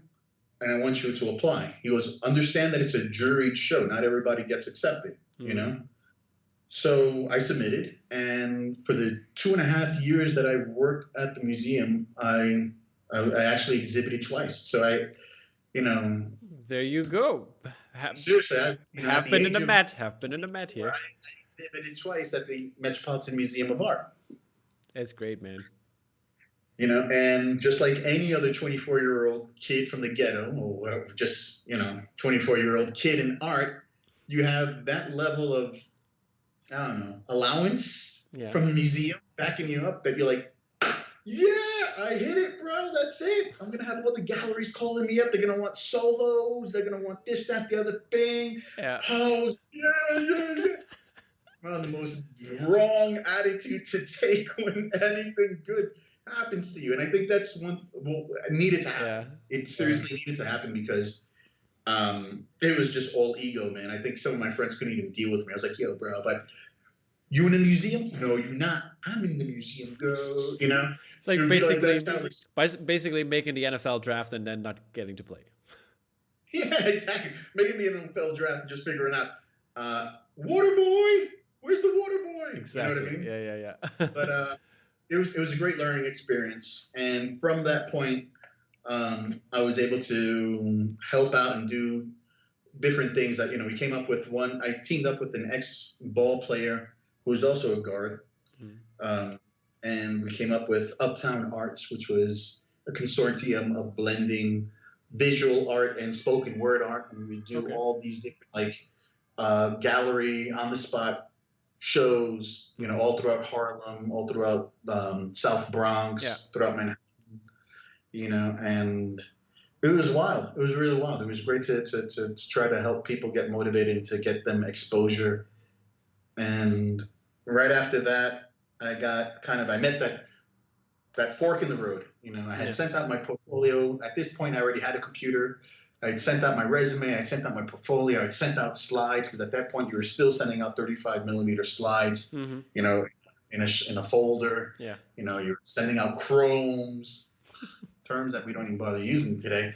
Yeah. The younger generation is gonna ask what? I don't even talk about how I've split so many fingers with Ruby Lift, and Frisket, you know.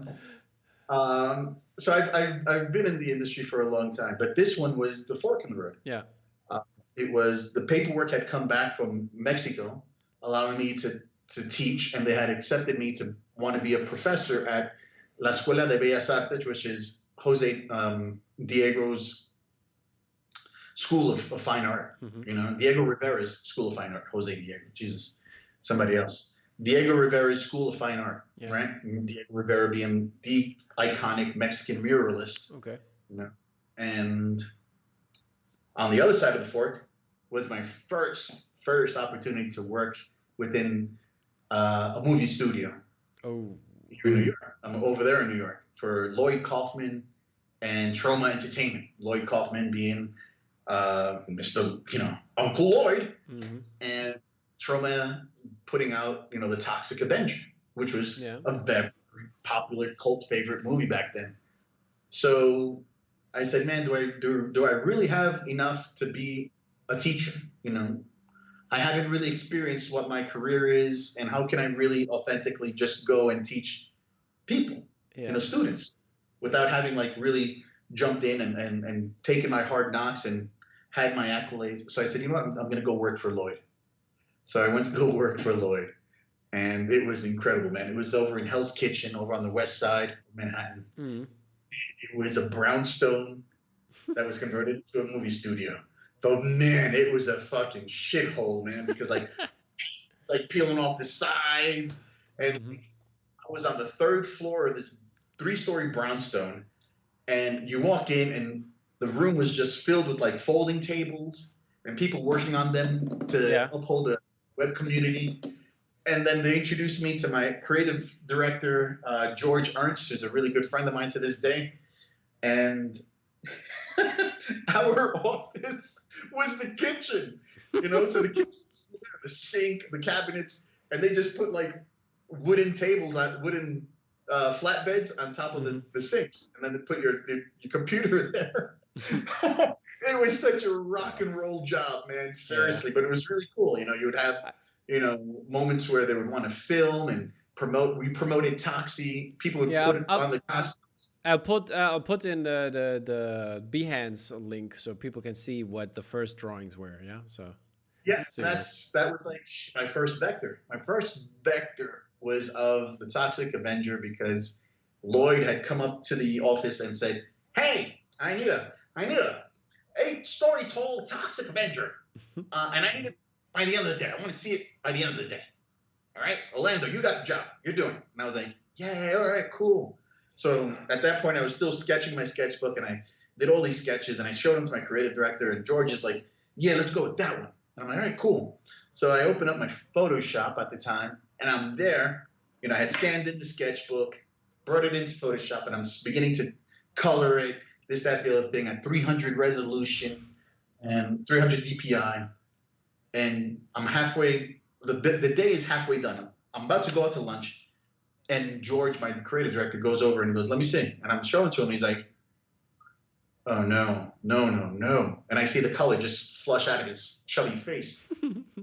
What's wrong? And he's like, "It's supposed to be in vector, man. This thing needs to be like 8 stories tall.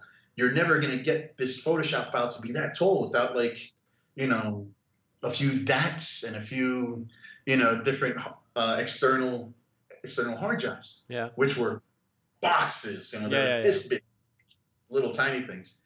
And he's like, "Oh no, dude, you got to do this in Adobe Illustrator." And I was like, "Well, let me tell you something about that." I was like, "I kind of lied about my entrance to get the job." I was like, "I only know Photoshop."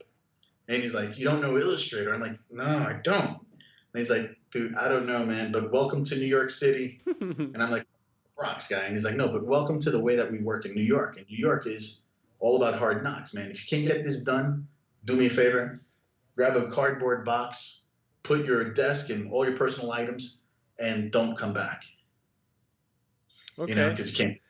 And I'm like, "Oh, So Shazam." I'm like, "Oh, dang." gun to the head, and now do this. Gun to the head. We're getting strictly business here. All right. So I opened up Illustrator, and it was aggravating. That first hour, I wanted to throw the damn thing out the window because I'm grabbing the paintbrush, and all it does is like putting down all these line strokes. Yeah. And I'm like, what the F? How come I can't do this? And then I open up like the fountain nib pen, and it's like click, click, click, click, click, click, pointing points. I'm like, oh my God. Jeez. And at the time, there wasn't any YouTube where you could go look up and say, how can I get a crash course on understanding this? You know, so I was like, okay, cool. The one thing that I understand here is that I can scan my sketch, bring it into Illustrator, use it as a template, and this dot to dot anchor point system is what I'll end up doing to get the contour of the shape. Yeah. As far as colors, I see that every time I put down a new shape, I'm able to fill that in with color. Mm-hmm. So what I did was that I fell back to my schooling of animation with Warner Brothers, understanding how they were doing the hand-painted cells in 3 different shades: your highlight, your midtone, your shadow. Right? That's the basic animation color theory. The layer separation here for the screen print. Yeah. So I borrowed and leveraged that for Toxie. And I stood a little later than I normally would, but I delivered it on time. And I saved my job. And from that point on, I had a total respect for Adobe Illustrator because everybody was intimidated by it. Yeah. So I said, from this point on, I'm going to go forward and do as much as I can with this program and try to impress as many people as I can that are part of this industry. Not the fine art galleries, not this. I just want creative directors and marketing directors to look and go, wait a second, I use that to make logos. How are you doing freaking big art illustrations? And I stuck with it. And, I never was one to use, third-party software and gimmicks and tricks of how to, cut time and do it faster because you're pressing this pull-down menu and you're switching it with that. That's great for people that need to do it that way. I'm a traditional guy working with contemporary tools. You know what I mean? So a lot of my art teachers were like, if you see it and you imagine it, then you need to do it all by hand. And you need to draw it. Don't let the computer take over. Don't let, whatever it is. So I was at Troma long enough to have had the pleasure of meeting James Gunn. And he would come in every now and then to say hi. And we'd all go out and have a fun night in the city whenever he came by, or at least for the afternoon, at least, fanboy and follow him out. I think, obviously at the time he wasn't the James Gunn of Marvel and now soon to be DC. Can't wait for his version of, Yeah, Suicide Squad is going to look good, I think. Suicide Squad. But, he's always been a great, authentic guy, and I got to meet him years and years and years later when Guardians of the Galaxy did premiere. I had done 2 Day of the Dead pieces because it premiered and coming out for the press on Halloween. Yeah. I think it was 2016. Okay. I don't know. Could be. Was it 2014 maybe? Yeah. I think maybe around there. I tend to forget. And I had just done Adobe Max, so I was in California, and I went to go visit Don and Rebecca from Post Posse. They had, they welcomed me, and I was like, yeah, let's still. And at that point, I was quickly creating these Day of the Dead, Star Lord and Gamora. So I sent it. I gave it to Don. I was like, Don, if you could send it in to Kevin Feige and see how he feels about it, maybe we could turn these into skateboards. That's originally what I wanted to do with them. Yeah. Was to turn it into limited edition skateboards. So I take the plane back to the East Coast, and the second day that I'm there, Don calls me up and he goes, hey, listen, got feedback from Kevin Feige and the team, and they love it and they want to go forward with it. Can you come back to California for press day? Because they want you to sign a whole stack of these for the audience that's going to go there. Plus, James Gunn will be there. And I was like, oh my God, do they know that I've worked, that I played with James Gunn over at Troma? And they're like, no, they don't. And I was like, oh, this is going to be awesome. So finally, Don and I, we get to Burbank, we get to the studio lot. First time for me to be there because it's Marvel Disney. Last time I was at the other end of town years prior. And I had made the same poster, but I transferred it onto wood, which is like this fine art thing that I tend to do with Vector. So I'm running with these two big pieces of wood with these images through the lot because I'm running late, And Don, he's not this super tall guy, but he's got some long freaking legs, man. Right? How tall are you, by the way? Me, I'm 5'7". Okay.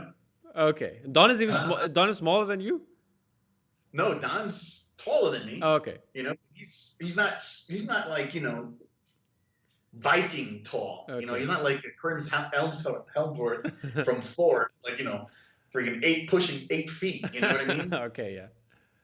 But anyway, we run and we're getting there late. Finally, we make it into the theater. They had a mini theater where they were showing the press, clips, and we hide in towards the back end of the room.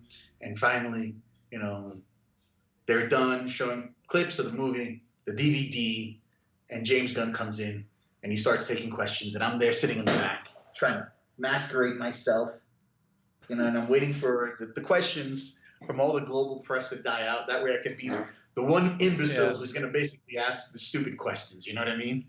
So I'm like, hey, how was it, directing your old boss, Lloyd Kaufman, in the movie? Because, the jail scene, Lloyd's in there, and he's like, saying great words, said the other thing. I'm like, hey, so how was it when you worked over in Hell's Kitchen, and all those damn heroin addicts out there, and he's like, look, he's picking up on it. He's like, what? He's like, do I know you? I'm like, hey, what's up, man? I'm like, dude, I'm over here. I did the posters that are outside, man. He's like, oh, whoa. So he was like, all right, yeah, we gotta catch up after this, man. So it was pretty cool, man. It was very, very cool. Great. We ended up meeting up with him upstairs. His assistant came down after I was done signing all these prints, and Don was there helping me out as well. And we went up, and it was awesome. It was awesome to chit chat with him. It was awesome to see him at a level where, he was at his best, and he was so happy. The man was radiating. Yeah. And it's always good to see somebody that has invested so much of their time to reach that pinnacle level and to continue to want to do more. Sure. So it's really, really cool. He was like, "Oh my God, it's Don. It's the Godfather." He actually knew. Helped. He knew. Yeah, no, he was well aware of the Post Posse. Wow. He was well aware of the Post Posse, and he gave Don, the Godfather, that Don title. Okay, there you go.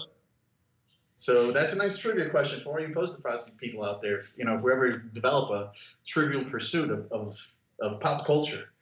Of poster culture. Yeah, but by the way, we were thinking about like the other day, because everybody has like a Godfather kind of name. Rebecca has the right hand, and we were thinking about like what my name would be, and I wanted to go with Consigliere, but nobody could write it. Like, I would never get an email, but Consigliere would fit perfectly fine because Tom Hagen, Robert Duvall's character, he's a German-Irish or German something guy, and he does all like the work over like for them that they can't do. And basically that's me here in Germany doing like the Consigliere stuff in that kind of regard for the poster posse. Good luck with that, Senor Consigliere. Yeah, I'm doing my best here. Yeah, good luck with that. Been there.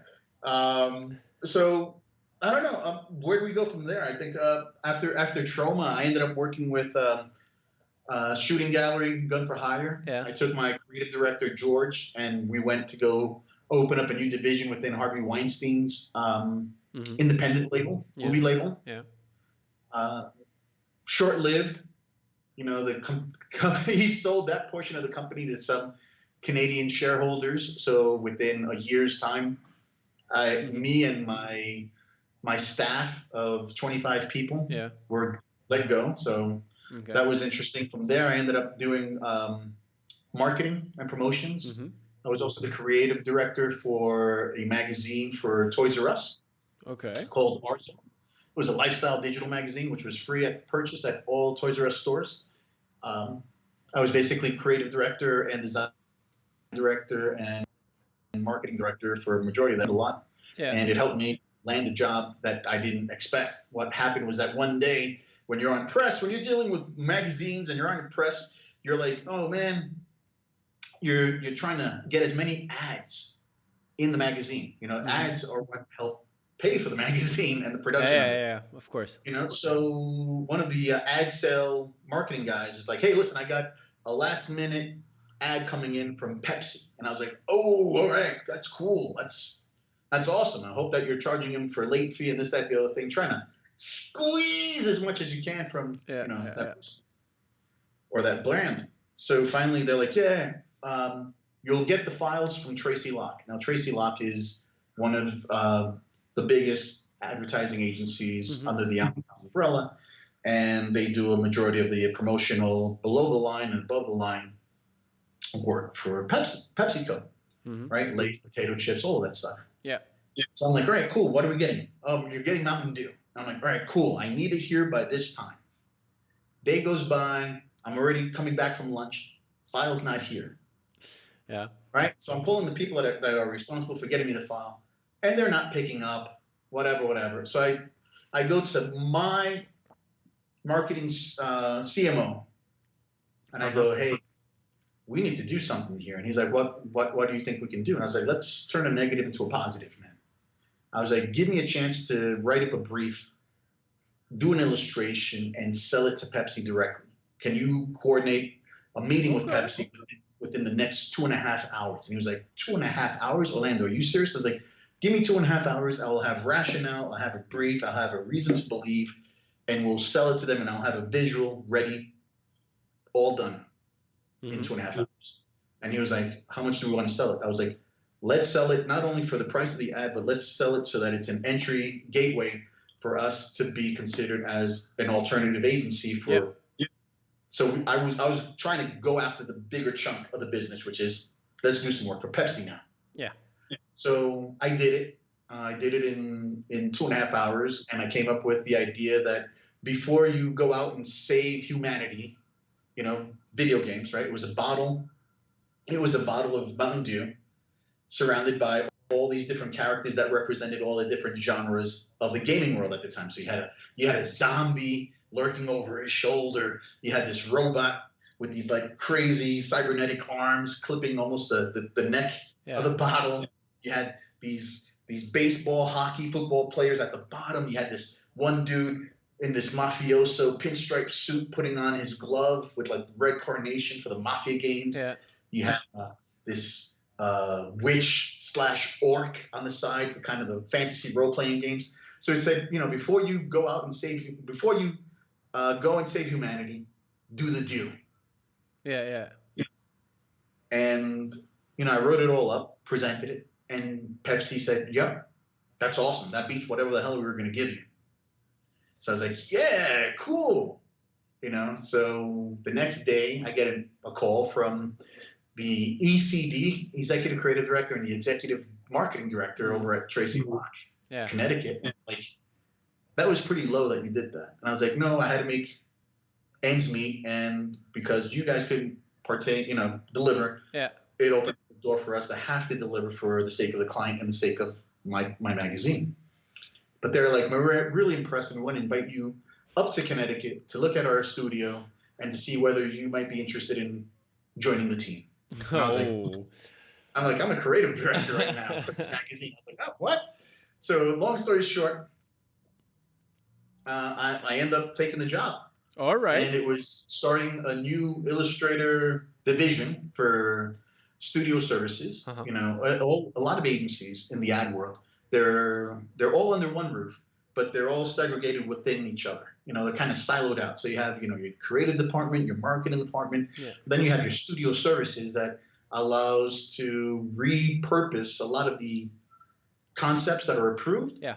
Into final mechanicals, final print-worthy mechanicals. Mm-hmm. So you have people redoing whatever the designers have done, but with high-res assets, okay?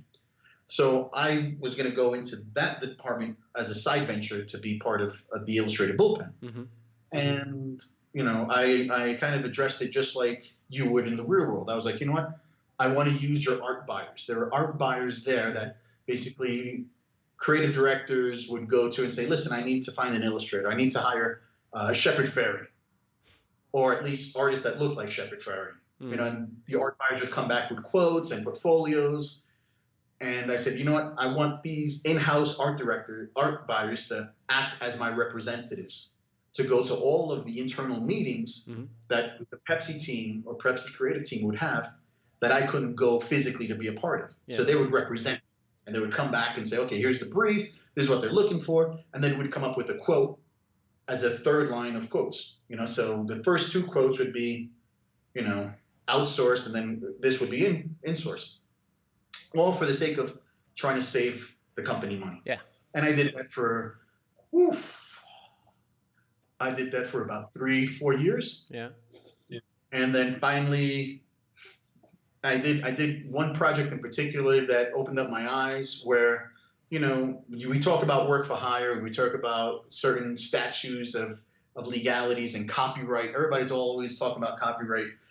Here's a big tip for you guys out there and guys and girls out there.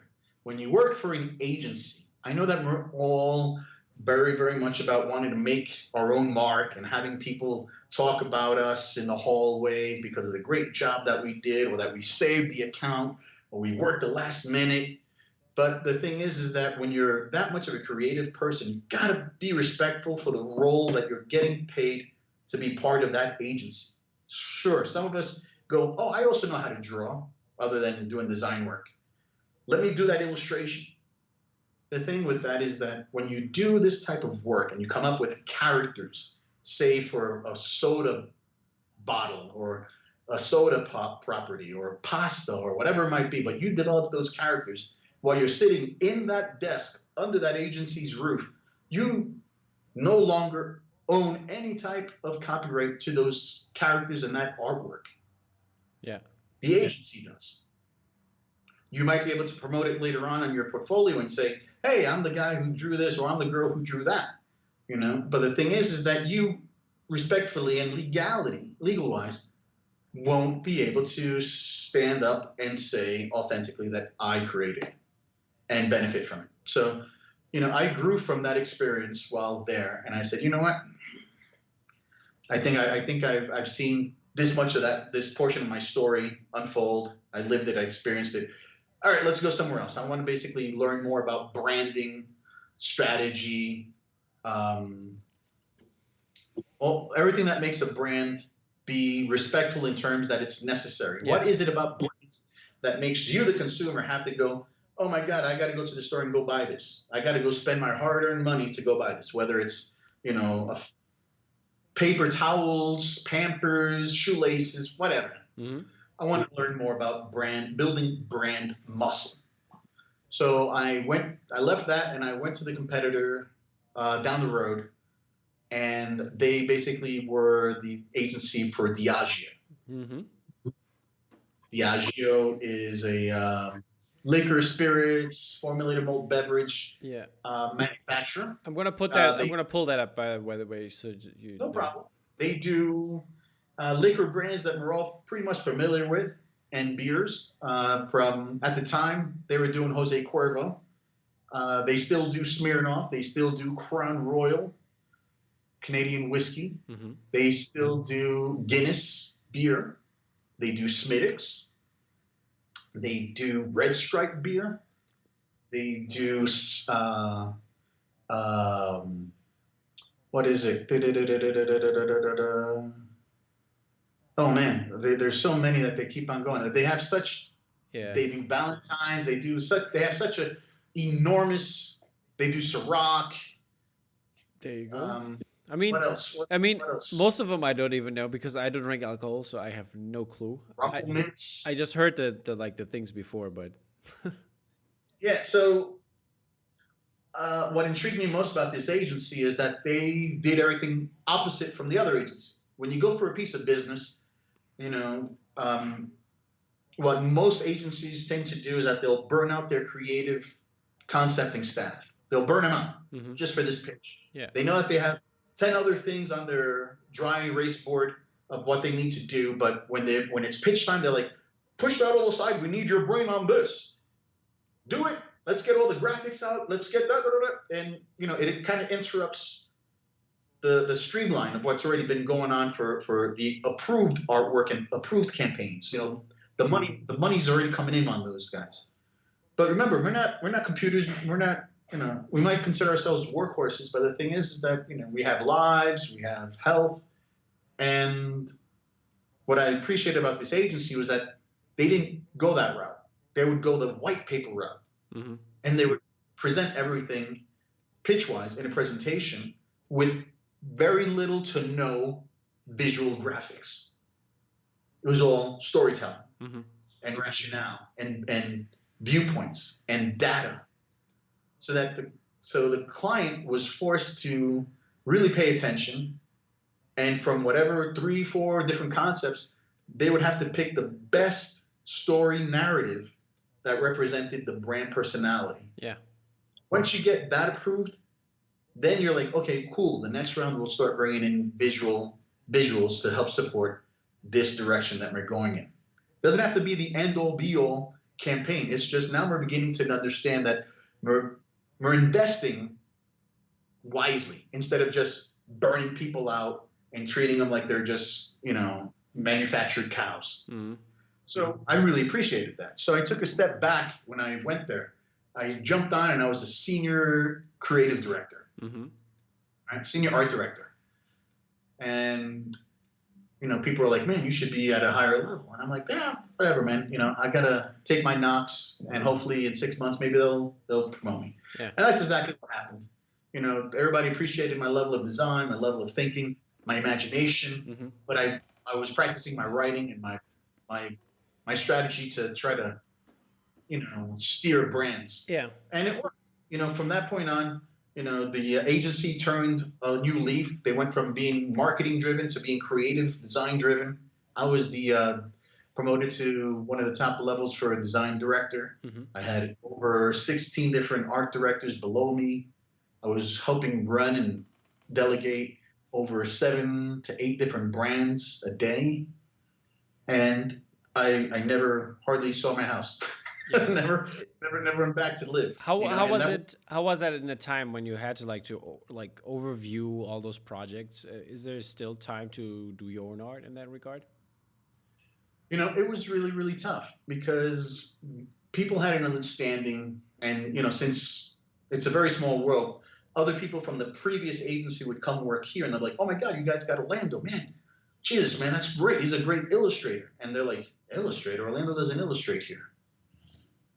You know, because I didn't want them to benefit from my art. Sure, you know, I I pushed a understand. lot of Okay. faces. I did a lot of photo manipulation, a lot of photo coloring. Okay. You know, I did a lot of that, but the majority of my task was, you know, it reached the point that I was actually a mentor. I was helping guide, you know, my art directors and So you got my writers. you got the teaching job you did take when the first fork came. Yeah, you know, matter of fact, you're right. You know, And I enjoyed every minute of it. I was one of those directors where I understand that sometimes we have to stay late, but that doesn't mean that we have to stay until the sun rises up the next freaking day.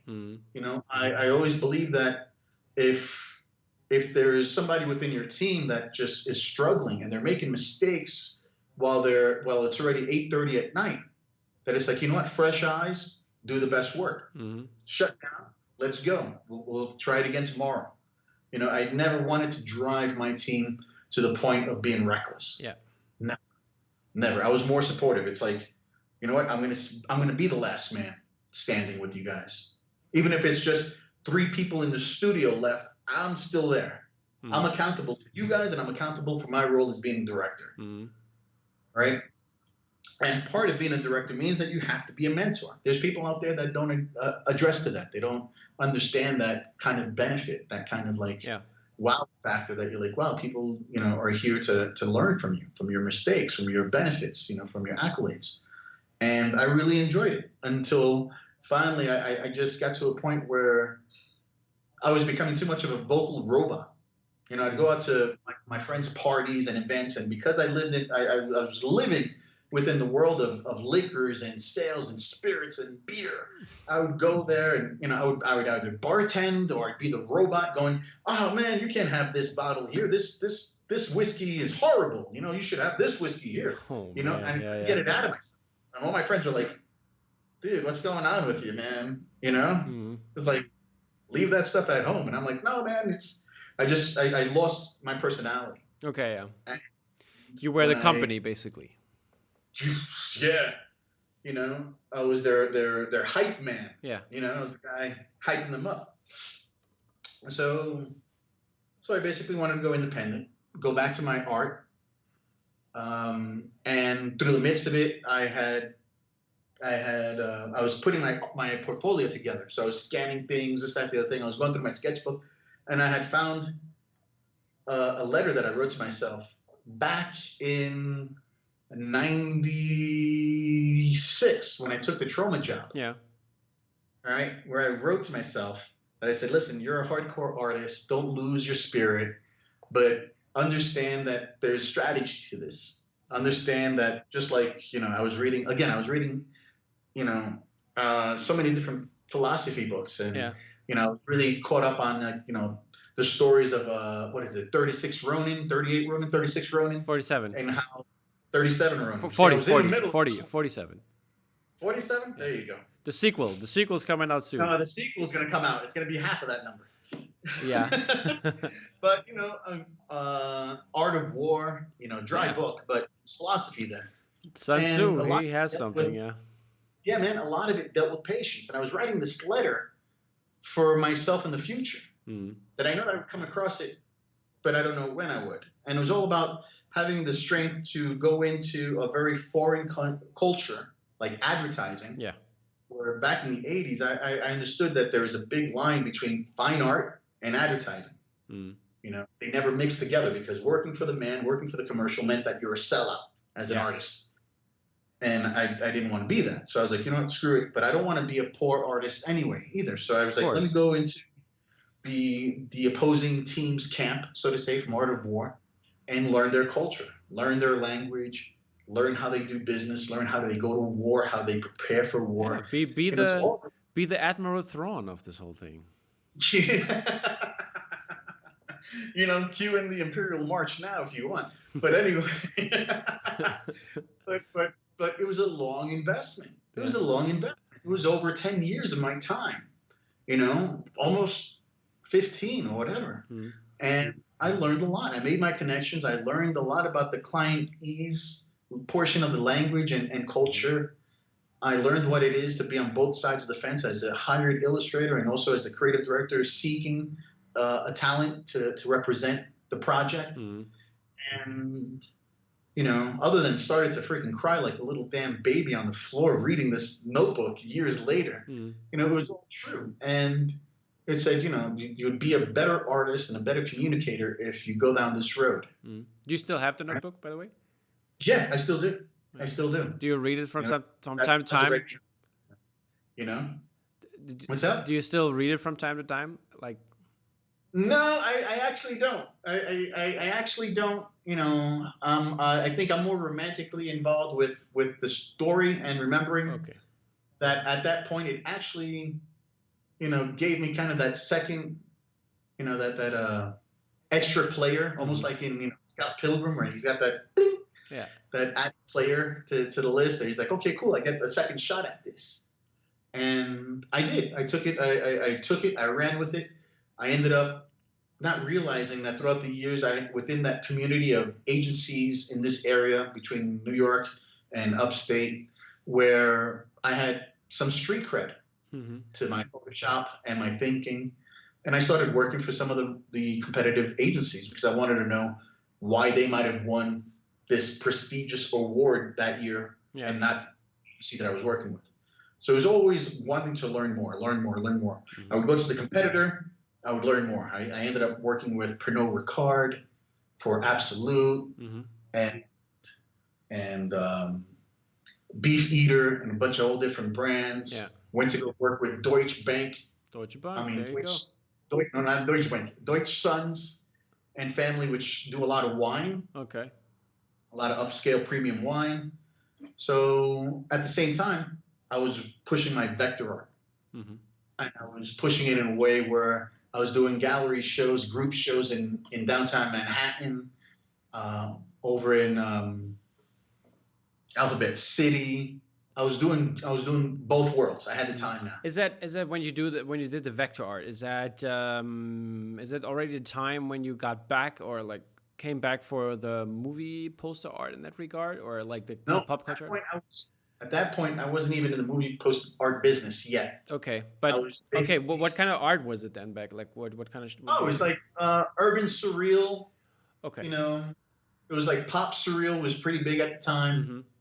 So I would do that, and then I got connected with the Lodge Gallery, and they were doing shows over at Miami Art Basel and the New York Armory, and these are big global gallery fine art events that are massive, and they really help out your career. When I was over at the Miami.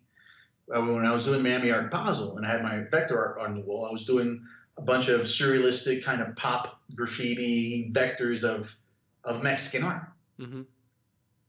And you don't know who's going to come into the gallery space, but I was there to help welcome and push and help sell art.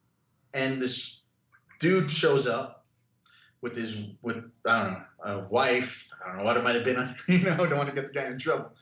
And he's asking me questions about this, that, the other thing.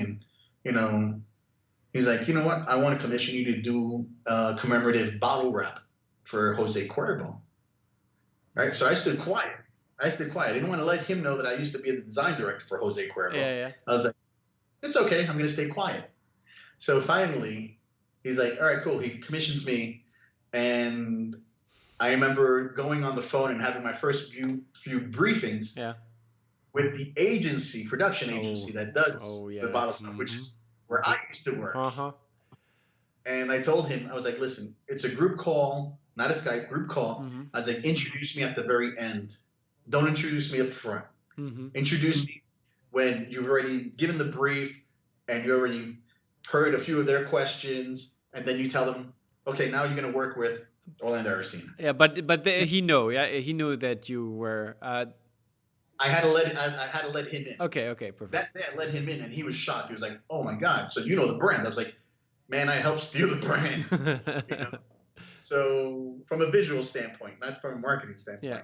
So I was very happy to team up with some of my old teammates over at that agency. And how did they take it? Did they like it? Well, there was a little bit of back and forth shoving because they wanted to at least do it all on their own. And, you have to be careful when you write up your contracts. You have to make sure that you read them and read them well. That's because my contract said that, and it still holds true today, is that you have a particular amount of money that's agreed upon for the budget for the campaign, right? For the project, right? I want so much paid as a deposit up front before we get started. Mm-hmm. Okay, that's a security thing. Some people, some some clients and requesters can accommodate that. Some can't. Mm-hmm. Okay, but what ended up happening is that also in my contract or in my invoice, my estimate said that if we collaborate and we design past the second to almost third round Mm-hmm. of visual investment, design investment, Yeah. and for some reason somebody says no, let's start all over again, you're going to have to pay me the initial overall total cost of what we agreed upon. Yeah. At what? Before we could even start all over again. Yeah. Well, with this particular agency that was basically in the middle of everything, Yeah. turned down 3 consecutive Oh. levels. So I got paid a total of 3 total times for this Uh-huh. one project. Did they Or did they actually, did they read it carefully, or was it just you that you put it in there? no, they basically, They knew I what told them, they were knew what they were I doing. told yeah, I know. They didn't know exactly what they were doing. What they Okay. were doing was trying to go for the ego thing and make the project theirs. And what I did was I told them, I was like, well, damn, man, I thought I was a good mentor and I taught you guys how to negotiate. Mm-hmm. But here's an instance where thank you for allowing me to keep on doing what I needed to do to get paid. Yep. So that project ran overboard, over budget, but it was one of the best projects that I've ever got to do. Okay, It cool. was the anniversary commemorative bottle for Jose Cuervo tequila, Mm-hmm. Jose Cuervo Tradicional, which is their high premium tequila. Mm-hmm. And what we did was that we did a skin wrap that was using some really good innovation Pantone coloring at the time. It was thermographic. Mm-hmm. So it changed color. The thing with tequila that not too many people know is that it's best served cold. Yeah, isn't that? But I thought that's what people know. Even I know that, at least. Okay, cool, fantastic. But you buy it at room temperature. Yeah. So the bottle looks one way at room temperature, and then when you pull it out from the cooler, it's all in color, full bloom. That's cool. Yeah. So is it just the bottle, or is it the liquid inside? No, it's just the bottle. Okay. If the liquid changed, that'd be a whole different Pantone innovation that I would be afraid of. Would be something, though, I guess. But anyway, when I'm trying to, it would be something, I guess.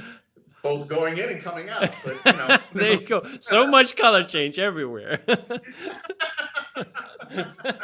anyway, I guess my point to this is write up your contracts, get your deposits in, and don't be afraid to haggle. Not everything has to be kind of an ego-stricken point where it's like, no, screw that, I'm too big for that. Yeah. I never say that, man. Like, I love playing with the independent portion of movie making. Mm-hmm. I love playing and collaborating with these upcoming directors and writers. Yeah.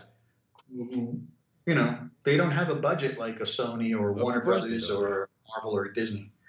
But, they trust you and they want to collaborate with you. And I think that's a beautiful show of affection and appreciation. Yeah. Where people are like, oh man, and sometimes it catches me by surprise because people are like, oh my God, we're talking to you. And I'm like, yeah, you're talking to me. Of course. That's how we conduct communication. Yeah. I don't, I look at myself every day in the mirror and I am who I am. You know what I mean? And I love to play. Hardly ever do I have to throw ego around, Yeah. I don't like it. It's something that I told when I was working the agencies. You always have all these hot shots that are like really good at Photoshop or really good at 3D. And I'm like, when you enter my briefing room, you leave all that shit out the window. Yeah. Because I don't need it here. It's not helpful. Yeah. Totally. So I'm not a big ego guy. I'm a big story guy. I love telling stories. Yeah. Definitely. That's why I have you on. I mean, I have to say, I hope none of the other artists are gonna hear that, but I think this is by far the most interesting podcast in terms of looking at the person. I love to hear your stories. It's great stuff. I should put on my mask right now. I love collecting masks, by the way. Like Corona masks. But I appreciate that. Thank you so much, Tom. Yeah. There's a lot. There's a lot of storytelling, and and I like to try to stay to the hardcore truths. Some people like to, expand upon it, embellish upon it. Yeah. But I mean, But I like that fact. That's why I love movies so much. I love the stories yeah, in movies. I love the I that's what makes people interesting. The story, or even what makes art interesting. To have a story for that, and that's why I really love talking to you, man. There's so much good stuff going on. thanks. So at this time, doing Manny Art Basel and Yeah. doing a few New York Armory shows and exhibits, and having my art hung over at a few embassies over in Europe. Hmm. I think one was hung up in Poland, another one up in Austria. What they hung up was actually my Iron Man triptych, my Stark equation, I have where I it's have that right and here. Yeah. Hold up. I'm gonna pull you that know, up for everybody. and that was a beautiful piece that kind of started me being considered to do poster work. Okay. Um, if it wasn't for Paul Ainsworth, Oh yeah. Okay. Payback Design from Poster Posse, Yeah. he was following my Facebook page, before I even had an Instagram or a Twitter. I was really, really late on the social scene. Oh, Really okay. late, because I was still playing with the traditional aspect of being a traditional artist. Yeah. I was like, oh man, I don't want to do that, man. I just want to be an artist. But I didn't understand the benefits. I was using the social stuff for my marketing and my other clients, but for myself and movie posters, I don't understand it. But Paul Ainsworth, my beautiful, tall, red-haired Chewbacca, brother from the Poster Posse. He's an awesome, talented guy, man. He's Yeah. hysterical to hang out with. He's from Toronto, Okay. and I love his little line of Napoleon, guys that he comes up with. But anyway, he's the guy that convinced Don, or at least mentioned it to Don, that I should be part of the Poster Posse. So if it wasn't for Paid by Design, Paul Ainsworth, I don't know when I would have been considered part of the Poster Posse team. And when I signed on, I was very happy, and I mentioned to Don that I was like, hey, listen, I've got a lot of experience across different markets. Can I come on and not only be your strategist, but try to be like kind of the big brother, the mentor, to help guide people if they have questions regarding, contracts and billing and how to go after people if they're not getting paid for a project that they've already submitted, and how do we promote, how do we cross promote, how do we co-brand if we have to get a sponsor, and how do we do all that stuff. And I think at the moment Don wasn't ready for it. Don was just like, whoa, and What is all it this? wasn't, An avalanche. but it's great. And it's always great to be a part of a group that's very passionate, Yeah. and understands that there's level of professionalism where even through the passion, there's bound to be arguments. There's bound to be differences. There's bound to be levels of just debate, Hmm. and then agreeing to disagree and agreeing to go, okay, fine, you know what?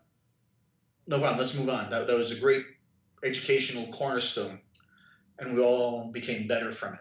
And that's something that behind the walls, behind the mystique of the Poster Posse, that some of the audiences out there, and thank you so much, you guys and girls out there, for supporting Poster Posse. I mean, we came on board during a point where there was already a big juggernaut doing all the Hollywood work, and then we came in on the sly, and I'm very glad that it's just not a matter of big egos. I'm glad we're realistic people that return your emails and we return your direct messages, and we'll joke around with you. There's a lot of artists right now running around, that were part of the Poster Posse that are very strong. They're very great. Paul Shipper. Who else? Who else? Who else? Who else? Matt left. Matt Ferguson. Matt Ferguson, exactly. A few other people, but the one thing is that I tend to smile whenever I see them reach a certain new page in their history, and I go, I giggle. I go, those guys actually started with me and the rest of the team over at the Poster Posse. Yeah. And some give their respects, and some don't acknowledge it that way. And that's fine. Whatever, man. It'll catch up to you. I will catch up to you. But anyway, no, I love being approachable. I love having the time.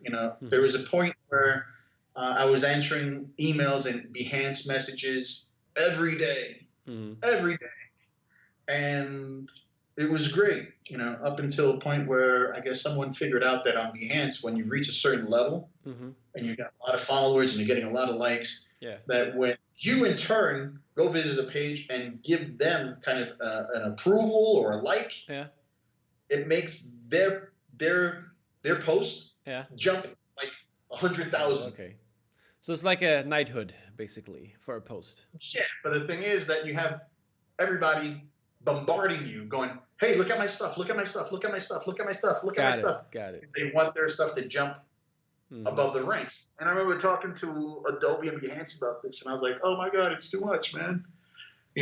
Playing with Adobe is a lot of fun. I love that team. And back in 2014, I was one of 30 artists to help celebrate and create a mural down in New York City for the anniversary of Adobe Creative Cloud. Their first year, we compiled everything together. Yeah. And everybody had been selected a particular square that when you put it together, it's all these different voices, visual voices, but as a whole, it makes up the creative icon, the creative logo, creative color logo. And that day I ended up meeting a lot of people that are very, very, movers within Adobe, decision makers. And we ended up going out to dinner, having fun, laughs. We talked about the business, the industry, the future, innovation. Where can we all go? What's next? Blah, blah, blah. And I guess I made some really good, true friends within the brand. Okay. That, half a year later, they called me up and they're like, "Hey, listen, we want to license a piece of artwork from you." And I'm like, what piece? And they were talking about the kiss of the Nereid, right? Almost like a witched out mermaid. Yeah. And it's a beautiful piece in vector. I had exhibited over at the Brooklyn Finest one year, and I'm like, "Why do you want to license it?" And they're like, "Why don't you want to sell it to us?" I'm like, "Well, I just want to understand more. How are you using it?" And like, "Well, we want to use it for the actual startup splash page for Adobe Illustrator." Okay. And I'm like, oh. Again, I almost pissed in my pants that day that I was on the phone. I was like, "What?" And they're like, "Yeah." And I was like, "No." I was like, no, I can't. You can't use that one. And they're like, "Why not? It's beautiful, and it's in vector." And I was like, "No, it has nothing to do with the brand voice." Okay, but it would have made more sense on this Illustrator then, wouldn't it? So I was like, no. You need something that actually represents the brand, the platform, the property, Illustrator. This is a beautiful piece of eye candy, but it has nothing to do with the platform. Yeah. It has nothing to do with the brand. So that's me being a strategist. That's me being of course. Brand I totally understand. I totally understand where you come from. I would have thought the same way. So it was a Friday morning. They woke up early to call me from LA. And San Francisco. And I'm like, "Okay, listen, this is what we're going to do. Give me the day. And since I'm 3 hours ahead of you, by the time you guys are going to close the shop for the night, I will have a brief with a visual ready for you." All right. And they're like, "Come on." And I was like, "Dude, trust me. I've done this so many times throughout my career. I've got it." So what I ended up doing was that I ended up creating kind of this female character, lights, blings, big sunglasses, very proud. She has ink, and I was borrowing everything from the visual history and equity of Adobe Illustrator. Their color palette, their flowers, everything.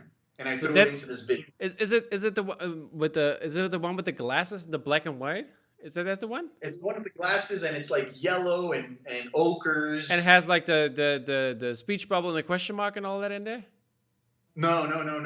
Okay. It's probably the first line on my Behance page. If you go across. Okay. It's Adobe Illustrator. I'll try to find it. So, But yeah, you keep talking. so I write it up, and I write it up that this represents the brand personality because your creative community out there uh, is striving to find their creative individuality. So they're able to express themselves, their creative passion through this unforgiving platform, and through the rigors of the tough times, they're coming out successful. They're coming out as winners. Mm-hmm. So the one thing, I had the character with the illustrator 7 blossoms, magenta blossoms on her hands as if they were tattoos. Mm-hmm. Tattoos are a form of, outward expression, but also creativity if you're the creator of those tattoos. So I threw it all together into the community of Adobe Illustrator, and they loved it. Mm-hmm. They loved it, and the head strategist for the brand, who was also there with the executive creative director, was like, we love it. You did this all today? And I'm like, yeah, I just did this all today. I pushed everything aside, but I did it all today. And they're like, we love it, but we have one problem with it. The birth of Venus, Botticelli, that is the icon of Adobe Illustrator. Yeah. I had her as a tattoo on the girl's throat. Yeah. And they're like, we're gonna have to change that. And I'm like, why not? It's your brand. It's the icon of your brand. It's like your mascot. And they're like, no, you don't understand. This is going to be seen by everyone around the world across so many different cultures and religious backgrounds. Yeah. And some might not appreciate that she's kind of half naked. I mean, she wasn't naked showing nipples and boobs. Yeah. It wasn't. We can see it. I pulled it up. We can see it. Nipple thing. So I was like, oh, damn. And they're like, well, thanks for trying, but we're going to have to put something over that. And I was like, no. I was like, you know what? I've got the idea right now. And they're like, come on. And I was like, let's do a bet. If you like this idea, you guys fly me out to Adobe Max. Mm-hmm. All right? If you don't like it, you don't have to pay for anything. Okay. I'll give you this as a gift. And they're like, okay, cool, fine, do it.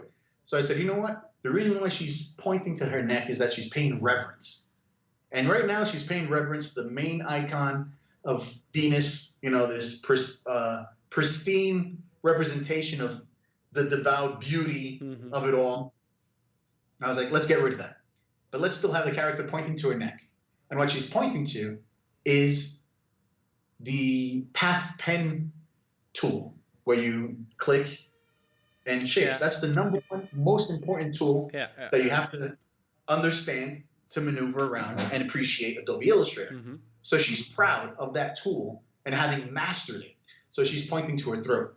Her neck tattoo, which is a sensitive area. It's a vital. You have vital organs, everything, blood flow. And they're like, oh, man. Okay, yeah. Mind blown. So they're like, okay, so you just came up with that on the spot. I'm like, yeah. They're like, whatever, man. We'll see you at Adobe Max. When can we have the final? And I was like, I'll have it for you on Monday. So, it was incredible to meet up with them. Yeah. And then at Adobe Max, I ended up meeting with their president, Shanghai, and it was very funny because he had just given his keynote speech. He had introduced Adobe Illustrator right there, Mm-hmm. and they had broken for the day to do lunch. So I was outside, and I was outside the hotel where he was about to have lunch, and I see him walking with his entourage of bodyguards and whatever people. And I was talking to one of the Adobe assistants, and they're like, hey, there goes my boss, Shanayu. And I'm like, hey, is he a cool boss? And he's like, he's the best boss to work for, man. He's so hip. He's so knowledgeable. He's so entrenched of what's going on right now. And I was like, and this was like during the time, 2014 was like the time where everybody's doing selfies, selfie here, selfie there. So I was like, why don't you go take a selfie with him? And the Adobe rep was like, hell no, man. He's intimidating, man. I'm not going to lose my job. And I was like, check this out. So I walk over, and he's about to enter the hotel. I'm like, hey, Chennai, 1 second. Can I take a selfie with you?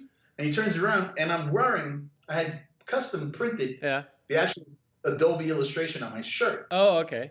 So he sees it, and he's like, he points at it. He's like, may I ask? He's got a beautiful British accent. He goes, may I ask where you've come to get that shirt? And I'm like, oh, I'm Orlando Arocena. I'm the guy who designed it. He's like, Oh, you're Orlando. He's like, you're Orlando. Wow, it's a pleasure to meet you. Thank you so much for creating our splash page. Hardly ever do you meet Mm-hmm. anyone within a brand, especially of that Yeah. level, that will remember your level of involvement. I mean, Yeah, yeah, sure, yeah, yeah. I did the splash page, but I'm like this in that macrocosm of a world, But for him to go, Orlando, yeah, I know you, man. I know your art. Thank you so much for collaborating with us and That's doing this great. for us. That's great. He's like, sure, let's do a selfie. So, And did you what did the rep say when you came back? I don't know. That person was just, put it this way. I'm doing the selfie with Shanghai, Yeah. right? I'm there. And he has his entourage. And there's always someone within anybody's group of entourage that is just like, wants to work and deliver double. So he had this one person that was just overly anxious to just do whatever it took to be acknowledged by Shania. I have the camera in my hand and I'm trying to position it right to get both of us. And this person comes up and grabs the phone out of my hand and he's like, I'll take it. And Shania goes, stop it. Don't you know? Don't you understand the whole purpose of what a selfie means? The core definition of that? Wow, that's great. That's great. And I'm like, oh snap, my boy's coming out of his face. And I was like, oh, it's joy. So he's like, let go of the gentleman's phone. So he's like, Orlando, proceed. So I'm there and I'm like, taking the picture. This is So I took the picture of us and I'm like, thank you so much for your time. He's like, no. Do it again. My eyes are closed. Let's do it again. Oh snap! That's great. So it was great. And then afterwards, I went up to where we were having lunch. The Adobe team was having lunch away from him. He was having his own personal conferences with business. And the person that I was previously chatting with outside before I went to go do this selfie, I had during that time of walking over, I'm posting it up on my Instagram, posting it up on my Facebook. Yeah. And everybody there, I just get to the lunch table and they're just like, you had to do it. You just really had to do it, didn't you? And I was like, oh, I saw the opportunity and what could go wrong? The person could either say no or could say yes. Mm-hmm. And that's basically, I don't know, I guess the general viewpoint of every moment, everything that you allow yourself to be a part of, you either give it what you can and you win, or sometimes, being said no is easy. Yeah. Sometimes it's usually that in this world. There's been times that I've been commissioned to be one of 3 or 4 artists submitting ideas for a bigger idea.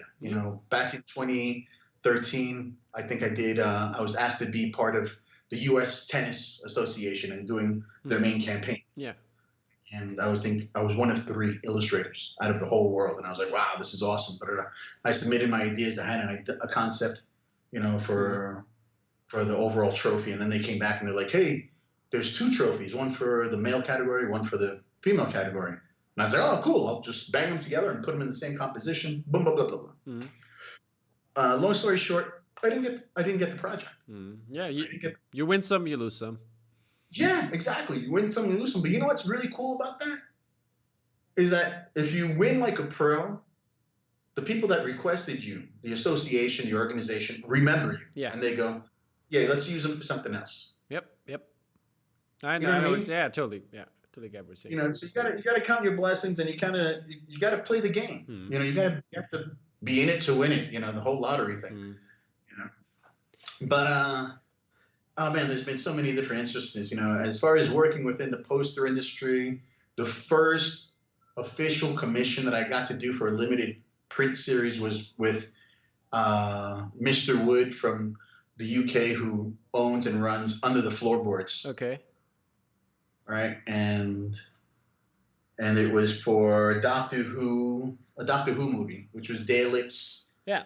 2025 AD. Yep, I'm pulling that up right now. And that was awesome because I love sci-fi, I love fantasy. I'm more of a Star Wars fanatic than I am a Star Trek fanatic. I'm a more Star Trek fanatic than I'm a Doctor Who fanatic. If you understand that kind of lineage, that system breakdown. I barely know much regarding the whole galaxy of Doctor Who, Yeah. and that's where having to want to do research and competitive landscape before you start a project. Mm-hmm. I think that's one of the most magnificent benefits that there is within this game if you allow it to be part of your inner circle of understanding how to deliver good, smart illustration or prints. Understanding that portion instead of just, oh, it's a beautiful picture. Here you go. Mm-hmm. I hate that. I hate that thinking. It's a beautiful picture. Here you go. What's the story behind it? Like, what does it have to do with the brand? What does it do? So when I developed the 2025 AD Daleks, I wanted to borrow some of that cachet that is Doctor Who, that kind of, sci-fi modernist, of a world. Yeah. In flux. So I wanted the post to look very avant-garde, colorful, Mm-hmm. but yet reminiscent of kind of a call to action kind of war poster, war-torn city poster. Yeah. And it was a lot of fun. I think Tim Doyle, Nakatomi, was doing the other portion of the print. Mm-hmm. There were 2 prints that were released for this title, and it was great. Years later, Studio Canal called up under the floorboards and said, "Listen, we need to kind of contact with the artist. Mm-hmm. We want to use the artwork, pay for the artwork again for the steel case that we want to put out there." And it was great. It was just like, okay, cool, awesome. And since then, having all different types of opportunities to play, in and out of the poster world. The poster world has always been kind to me, although I've never been a big fan of espresso beans or really diving deep into that. I kind of like to stay on the outside realm. Yeah. Because, there's just like anything, a lot of forums, they have their own personal culture, their own personal hierarchy. I would say in those, like, for example, when it comes to the Facebook groups that I'm part of, at least, there's a very nice community right there. All like a lot of good people and a lot of people that appreciate being there. It's not like toxic collecting and So that's at the time I was hearing mixed reviews, so I was like, I don't want to go into any toxic stuff. I already got a high demand on my Behance page of having to respond back to comments and. At that time I had jumped into my Instagram and I was beginning to give feedback on that as well. But I was like, man, I don't want to get into the drama of it all. Yeah. I know that a lot of my respectful friends and some of the people that I really admire within the industry were all, neck deep into that world. But I was like, I think something out of history that I've grown to understand is very beneficial here, and it's that level of being involved, but being somewhat mysterious, that anonymity of, I'm in this community, but I just can't give as much time as all of you. Yeah. You know what I mean? Totally. I mean, if you're not collecting, you cannot be full part of the community. You can appreciate stuff, but cannot get the whole thing. So I totally understand that. So I was like, all right, cool.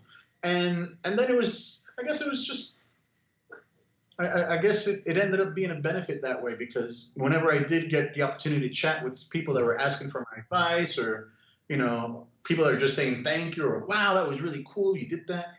I would respond back and I would talk to them like, holy shit, you responded back, which gave me the impression that there's artists to this day that there's even they're up in the clouds. They don't want to come down. Yeah, I don't know sometimes what it is, or even if it's the amount of messages they get, if something is not getting noticed. But for example, even I since I had big names on the podcast and stuff like that, I even sometimes don't get a reply from other artists who are even not that big. But I don't know what's up. But it's wild.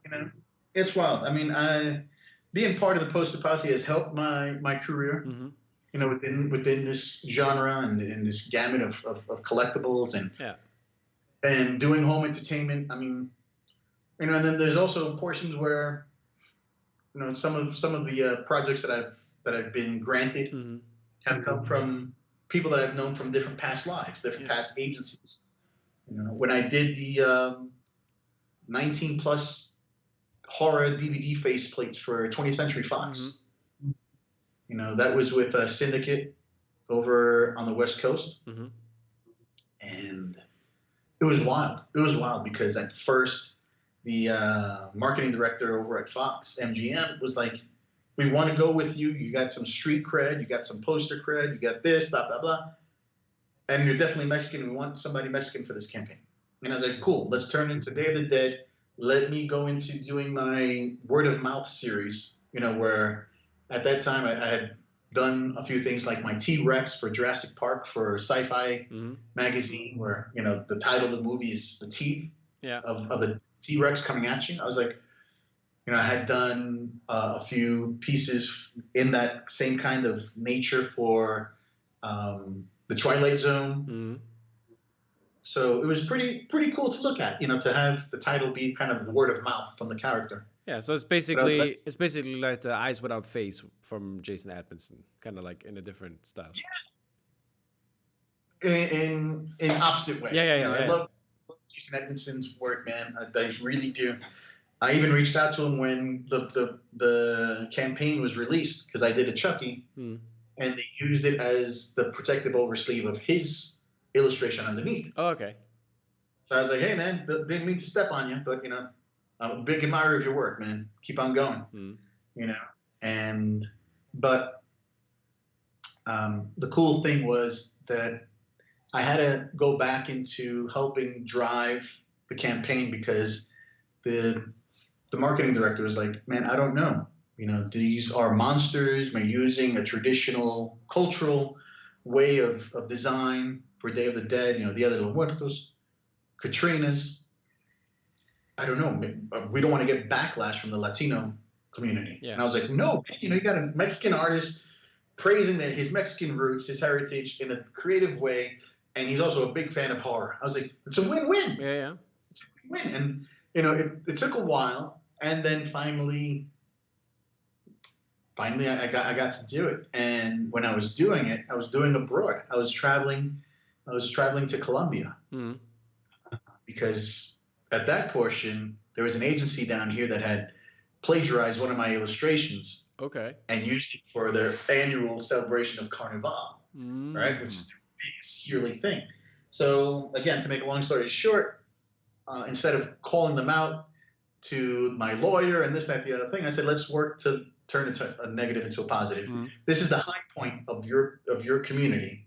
Let's not put a dark cloud over it, because I was really surprised. They were like, I was getting like emails and direct messaging every day from the creative design community here in Colombia, saying how this agency had ripped me off. And I was taken by it. I was overwhelmed by it. I didn't know that my art had that reach. Did you live at that time already in Colombia, or? No. Okay. No. So I got on the phone with the owner of the agency. You know, I've got to understand the history of the agency, and that they're like, oh, we wanted to contact you, but we didn't think that you would answer the phone because you're so famous. And I'm like, I always answer, man. That's a cheap excuse. You know? Yeah, I'm not that person, yo. So they could have at least tried, though. I mean, no, man, I put them through the ringer. You know, I got them on the phone because I said, listen, if you don't pick up your phone, I'm going to basically just go to the 3 main popular newspapers and magazines in your country and give them the story. And they're like, oh shit, no, hello, yeah, how you doing? You know, so I had to throw a little threat at them. But what ended up happening was that I was double booked for that weekend. You know, I was flying to San Francisco to do Adobe Live for 3 days, right? With Chrissy Face, another friend of mine from Post Posse, another fantastic vector artist. You know, Adobe was like, hey, who do you want to share the spotlight with? And I was like, let's get Chrissy Face. You know, she's from Brooklyn. She's Asian. She's a female vector artist. I was like, I don't want another guy there. I want like a female power horse. You know, I'm always about, you know, diversity. You know, and do, man. Fuck it. You know, there's a lot of strong female artists out there within the poster community that should be in the spotlight more often. You know what I mean? Shout out to my girl Tracy Chang. That's my vector sister. Tracy, yeah, Yeah. Tracy. We talked. Tracy was supposed to be on as well, but for some reasons and like her being busy, most You of know what? them. It must have been your cologne, man. You gotta pick a different cologne, bro. You know what I mean? Guess so. But But anyway, I was double booked. I had Adobe Live, and then the following on Fridays, ending on Friday, and then Monday, I was going to be at Miami Ad School to teach for a week, right? Mhm. So I'm talking to this agency in Colombia, and they're like, why don't we invite you to come down? We'll pay for the hotel, we'll pay for the flight, and we'll have you be one of the honorary judges for the parade of floats. Okay. That way we can learn our culture, and then maybe next year we could actually collaborate and do something bigger. Mm-hmm. So I was like, hell yeah, no doubt, let's do it. So I remember that weekend, man. I stood 3 days, Wednesday to Friday, San Francisco, Adobe Live, jumped on a plane straight to Colombia, but it wasn't straight to Colombia. There was a layover in Miami, which made me sleep in the airport. Oh man. Almost missed my plane. Made it to Colombia. I make it to Colombia, and they come pick me up, and they've got bottles and bottles of scotch and whiskey, man, because they're the day before Carnival. At least no Jose Cuervo, huh? no. Down here in Colombia, man, they drink whiskey and scotch. Okay. And aguardiente. Oh my god.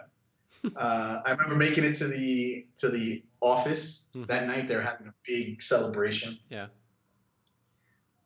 Introductory for me, and doing shots, having fun. Everybody's dancing, and that was the night that I met my wife. She was basically supposed to be in charge of everything that had to deal with my hotels and my taxis and this, that, the other thing. And at first, she didn't want to have anything to do with me. She was like, I don't want to take care of some American dude and whatever, man. And then I got there, and she was like, oh, snap. And I was like, yeah, what's up, yo? And long story, we're married now. And it's fucking fantastic. Yeah, worked out, I guess. Yeah, it worked out. But, at that point in time, I was also beginning to do brand and marketing consultation for this agency, which involved me having to fly back every so often.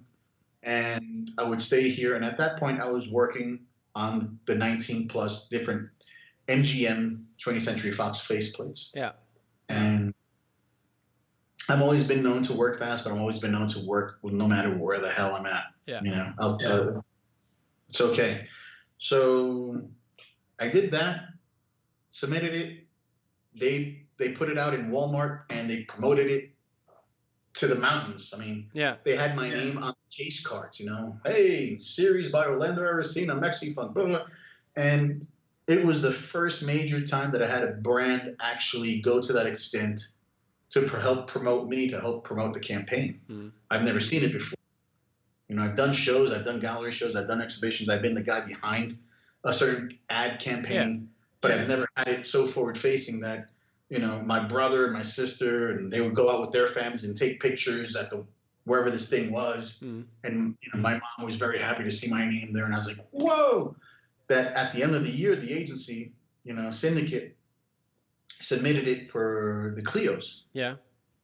And we won. We won a gold Clio. Nice. For a creative in the realm of entertainment. And I told syndicate, I was like, holy crap. I couldn't make it out to the event. I was too tied up with projects. But I was like, do me a favor, please, please, please. Package up the trophy boy, the gold boy, and send it to this address, which was my mother's address. So I sent it to her, and I said, hey, listen, and I wrote a note, and I said, after more than 20 years of you helping invest in my university, my art education, and I couldn't show you immediately that there was an investment return or a gain through all the different projects and different hats that I've worn in the industry. I was like, here's the very, very best of the industry for entertainment that's right below an Academy Award. Oh man, just for you. You're such a good son. So my sister recorded the moment. It's up on my Instagram. Okay. Where my mom gets it. And I got to tell you, I come from a background where my sister's, in the banking industry. My brother's a retired, detective, New York, State Police. City police officer. I'm the artist. Nobody understands what I go through, Mm-hmm. you know, the passions and tribulations of it. So when I sent her the whole package, the whole thing, you know, Syndicate actually sent it to them. My sister recorded it, and my mom opens it up, and she's like, "What the fuck is this?" She's like, "What is this?" She's like, Ouch. Ouch. She's like, "I didn't buy this." I mean, it's such a beautiful moment. It's so pure, Yeah. you know, in all its essence. She's like, "What the hell?" You hear my sister's voiceover going, Yeah. "It's Olo, you know, Olo's sending this to you, and you know, he won this award out of all his hard work, and it's the pinnacle top. Not so many illustrators in his field have one of these, and blah blah blah." And then finally, she's like, "Oh, okay, yeah, thank you so much for the present." Oh man, how underwhelming. Yeah. But since then, I've gone on to do quite a number of steel cases Yeah. and DVDs. You know, I've had the honor of doing the Venom Yeah. Venom steel case, an official Venom steel case. I've teamed up with companies abroad. There's one in Germany that I work with Yeah. to do. Done the Escape from New York version, German version. Yeah. Keep your eyes out for Escape from LA. I'm still waiting for that to come out and market. Yeah. That's the art that's been done for 2 years. Let's call him. It's coming right now. Yeah. Speaking of home entertainment, you just had coming out the Ghost in the Shell. Was it the 10th? Like how many years now? 20? 25th anniversary. 25th. Okay. That was my first time playing and being asked to play with the team over at Lionsgate. Yeah. They're they are really awesome to play with, especially during a time where, you know, we're communicating virtually and we're sharing ideas back and forth. They had been wanting to play with me, collaborate. I hate the word work. Yeah. To collaborate with me for quite some time. They saw the what I did with 20th Century Fox and that account marketing director for Fox. It's a small world. When you people out there, when you play in this game, be careful. Be careful if you're an egotistical freaking son of a bitch. It's gonna come back on you. It'll catch up to you. It'll burn your bridges. So be professional, be fair, you know, and be strong enough to say no. I don't want to do that if you don't want to. Don't feel pressured into it. Yeah. But anyway, these guys over at Lionsgate were like, "Man, you worked with so and so, and you got a Clio from that, and you worked with so and so for Dark Phoenix, and you designed a whole supersized poster that's been folded so many times to be part of the DVD. Like, we want something cool too, and it's for Ghost in the Shell." It was something cool too. Wow! I was like bouncing off the walls. I was like, "For who?" And they're like, "Ghost in the Shell," and I was like, "Oh my god!" I was like, "Are you aware of how many posters or artwork I've done for Ghost in the Shell?" And they're like, "Yeah, we've done our research. You have a lot of artwork." And I was like, "Why don't you just buy one? Why don't you just license one?" And they're like, "Because we want something new." Yeah. I was like, but funny enough, I was like, I actually do have a 25th anniversary of the manga, right, of the actual comic book, right? Which, you know, they were like, "Yeah, we were wondering why it said 25th anniversary, but you did it so many years ago." And I was like, "Because I'm celebrating the actual manga that came before the animation, came before the actual motion picture." Yeah. They're like, "Oh, well, this is the 25th anniversary of the animation production, the movie." And I was like, "All right, so why don't you buy that artwork?" Not that I didn't want to work on it. I was just like trying to get them to get it, you know. And they're like, "No, we want something original." And I was like, "All right, cool. Let's go over the briefing." So we're going over the briefing, this, that, the other thing. And I'm like, I see an opportunity to make something really, really cool.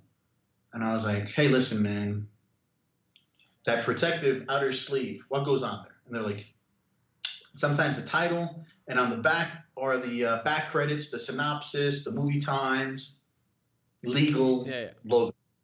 And I'm like, "Can we print on it other than that?" And they're like, "What do you want to do?" And I was like, "I want to actually represent Ghost in the Shell in this physical format. And I want to have the steel case, right? The actual steel case be, you know, agent, you know, Agent Matoko, Mm-hmm. be in her cybernetic form, Yeah. and then the protective physical sleeve that protects the seal case.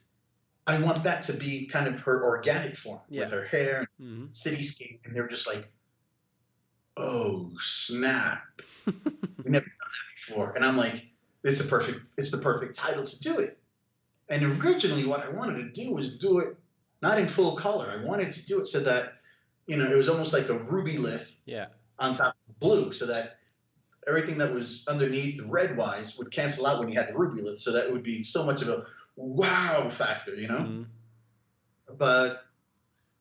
But I think we in all just they were like, but we're not going to get your flares, we're not going to get your use of color, we're not going to get this crazy Yeah. signature that everybody is familiar with your artwork. And I'm like, yeah, all right, no problem, whatever, But it was a lot of fun. It was a lot of fun to team up with these guys, and Great. we'll be teaming up again shortly. I can't tell you anything else than that. Okay, that's the NDA portion. I was about to ask what's going to happen soon. Is anything you can talk about as well? Oh man, there's I'm pretty busy this month. This month I'm really really busy. I've got a few pieces with Sideshow that'll be coming out. When? I don't know. Who? Don't know. But it's always interesting to play with Sideshow. I can't tell you whether it's a good guy or bad guy, good girl, bad girl, beast, monster, robot, don't know. Alrighty. But it'll be an official, I'll tell you this, it'll be an official Marvel entertainment piece. Okay. I hear you. All right. What else? Doing some packaging for a liquor brand. Yeah. Just did a commemorative piece for, I don't know, home gardening company that's very well known. What else? Doing doing a Back to the Future piece, but I can't tell you with who. Okay. So it's very busy. I mean, there's quite a lot. There's quite a lot. And there's going to be some poster posse stuff coming soon as well. But there's a little tease, just a little tease here. Hey, we'll see. I mean, it's very it's very very interesting to play with the poster posse. Not to reveal any hidden legal ramifications of that. It's just very very interesting to play. There's ample opportunities. Yeah. And I think the last piece that I did with them was an official poster for Ford versus Ferrari. Oh, that's right. Yeah, I remember. Mm-hmm. All right. Yeah, but there's going to be some more stuff soon. And I mean, I didn't have to do a lot of interviewing. I mean, you did basically the interview for me, so it was kind of laid back. And I watched the Orlando show, and I really enjoyed the Orlando show. So that's why it's going to be a movie or TV show. Oh damn! I'm sorry if I stole the thunder, man. No, there's no thunder. There's no thunder. The thing that I'm going to be teaming up with is that I'm going to be teaming up with Tracy Ching. I don't know, to help mentor this year's class. You know how Tracy has her class of mentoring. Yeah. So I guess that's an exclusive piece for you right now. Yeah, there you go. Pay attention to Tracy's Instagram, to my Instagram very soon. And there's one more person, but I'm not going to reveal that. Great. Have some mystery to this. And we're going to be trying to take in submissions for 3 lucky individuals to be mentored by 3 creative professionals. Talking about everything from legality to contract writing to supplies, hardware. Yeah. Everything within this industry. And I think that it's important to have moments like that where you're able to give back. Yeah, that's I mean that's what at least what I try here as well. With like one of the questions would be tips for beginners, but I'm gonna leave it to that. So people will have. I mean, you gave already some very good tips during the whole interview, but so I'm not gonna dig into that. But I have one more question before basically we're almost over here, but we almost hit the 3-hour mark. It's not that far off. Jesus, yep. Good Lord, you're gonna have to separate this and like. No. People have to watch it in full length. Otherwise, it's not the experience. You're not going to get the Orlando Arocena Mexi Funk experience if you're not going to watch it as a full interview. I don't know if anybody wants that, man. I think everybody's like, what the hell? This guy's just rambling. No, no, no, You know, no, no, no. It's great. I was sitting here like his dedication to the day. I could have like basically sat in my like cinema chairs back there and then watched this show. It was great. But one of, I'm sorry if I took any questions away from no, you. no, no, no, no. Hit me up. I'll answer Don't them worry. fast. Don't worry. Don't worry. No, I'm not going to do that. That's fine. You answered a lot. I'm there might be some questions that maybe are not answered, but that's not important. Because this is all about you, and I wanted to hear from you who you are basically as an artist and who you are as a person, thank and you. that came across very well. But one question I always like to ask is, which classical artist would you like to see make a film poster? Ooh, That's a tough one. man. I would like to pick 3 if that's fine. Sure, go ahead. You know? But let's not make it 3 hours, okay? No. Let's get El Greco. El Greco, always a good choice. Yeah, love him. Let's do El Greco and his version of Guy Ritchie's Snatch. Okay, how would that look like? That sounded dirty. Ooh, that sounded so dirty. Guy Ritchie's Snatch by El Greco. It's a mouthful, definitely. What would that look like? A mouthful? Yeah, kind of disturbing. Yeah. Just like El Greco's kind of like brushwork is. Exactly. You know, with like these very hot spots of highlights. Very disturbing, in fact. Who would be on the cover then? Like. Oh, I mean, I think that Guy Ritchie movie would have to be a good representation of the whole group. Okay. I mean, it's such a really in-depth storyline that's multifaceted. Like there's so many different levels, like an onion to that story. That's pretty cool, pretty comical, pretty serious, dramatic. Here's a good one. Let's do Francis Bacon does Bambi. Bambi. Francis Bambi. There you go. There you go. I mean, Francis Bacon. Oh, dude. Oh man, I love his artwork. Disturbing. But him doing any type of Disney, man, you got my attention. Yeah. Seriously, you definitely got my It's the attention. R-rated stuff. Yeah. So we've got El Greco doing Guy Ritchie. We've got Francis Bacon doing Disney. Yeah. And let's get the minimalist, Motherwell. Okay, there you go. Doing Star Wars. All right. I see where you're going. I see where you're going. That's just going to be a black fill with maybe a small rectangle of orange. That's going to be like Tatooine or something. No. Or it's going to be like the logo, like kind of like just the shape of the logo. Just the gold square. Yeah, exactly. Yeah. Oh man, I love art history. I really do. Yeah. Okay, but as I said, like we were talking earlier, I don't know if we mentioned it, but I try to make this happen. I don't know how, but I will try to make it happen. And Orlando is the witness here. There is gonna be an artist doing artist art show. I will try to make it happen. Let's do it. You know, we got to do that one, and we've got to do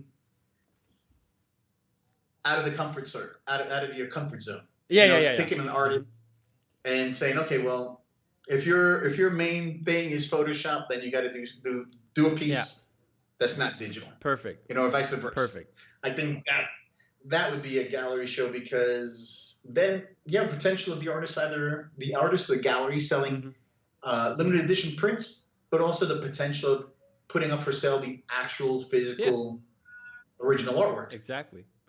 Other than it's maybe an ice sculpture or whatever, so. And you're going to do an ice luge. Yeah. Yeah. Well, there you go. Okay. Man. Great answers. Really enjoyed talking to you, Mexi, man. It was a real pleasure. I know I'm gonna, like, when I'm gonna advertise this, it's gonna be, I know it's a long talk, people, but every minute is worth it. So if you've stayed through The Irishman, this is an easy watch here. Oh my God! Hey man, you know what? Even The Irishman, if you stuck with that, had some good at the end of it. You know what I mean? It had, yeah. You know, we can keep on going. I know we could but I have to say, this is when we taped it. Today is August 17th. That's when we taped it. It's gonna come out in. Oh my God! I thought we already went into Tuesday, man. We were talking for so long. Yeah, exactly. And I have work tomorrow, and I have to prepare some for my classes. So if, like, I don't know, my students gonna be worried if I'm not prepared. But Oh man. I give you the chance to tell us where tell the people out there where can they find you if they not know about you. Oh man. Well, if you do a simple Google search for Orlando Arocena Mm-hmm. or Arocena, Mexi, I'll pop up with the Behance Mm-hmm. page, right? Behance page is my full name, right? My Facebook is Orlando Arocena Illustrator. Mm-hmm.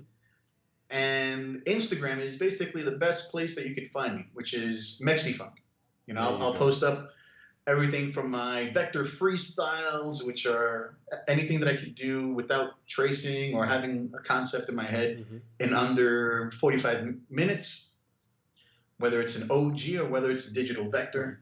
There's plenty of that. I tend to post up more on Instagram than all the other feeds. Like just a reminder that I got to update my Behance. Oh my God, I've got to update my There Behance. you go. But Twitter is my last name, my full name, Orlando Arocena. And you can also find me up on LinkedIn if you're a professional out there that's curious of collaborating.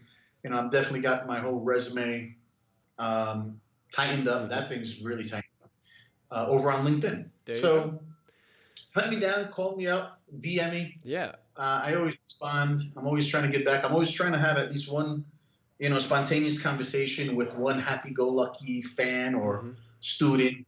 I love doing student lectures, man. Going out to universities. Yeah. Seriously. I know the feeling, So, thank you, and all the people check out Orlando's work and where you can find him. He mentioned that I will definitely link Instagram and all of that, and Orlando will probably repost it in every fashion. Oh, I definitely will. You know me, man. I'm always supporting it. I know. But before we're gonna go, I want to give you the chance to shout out either other artists, friends, family, whoever you want to, like, give a little shout out, even if it's your mom saying she's the best. Oh man, all right, Just go ahead, let's do start it. off. My home, man, I've given a few shout outs already. Yeah, I know. I've given a few shout outs. Chris Garofalo, Quilt Face. Man, if you're a horror fan and you're into horror prints, that brother has it going on since day one. Man, he is just all over the silkscreen print world of horror. Mm-hmm. Give him a look. Give him some support. Give him some praise. Who else? Oh my God! Everybody from the Post Posse group. Tracy Ching's already got a shout out. Chrissy Face already got a shout out. Aaron Devaney, who already got no.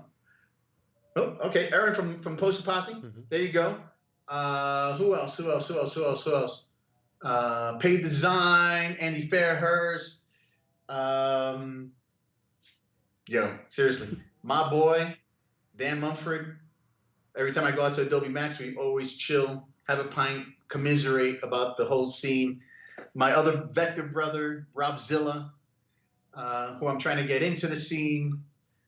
Who else? Oh man, the cool guys over at AMP, Alternative Movie Posters. Big supporters, big friends. Everybody from all the studios, Fox, Disney, MGM, DC, Marvel. Give a big shout out to my family. They know who they are. Oh my God. Jeff Soto. Who else? And of course, I'll mention my number one supporter other than my mom, my wife, Yatsi Tapia. Te amo, te quiero. You are the number one. You are the only. You are the best. She's. I'm so happy now, man. She makes my world complete. That's great. We're gonna leave it here. Make the interview complete. So yeah, shout out also from my side to your wife. I mean, you got a beautiful catch right there, and I think it's the other way around as well. So there's a couple that found each other, I'd say. Love prevails. No, honestly, Love prevails. Thanks, Tom, man. Thank you so much for the time. Of course, thanks man. Of course. To the drop audience.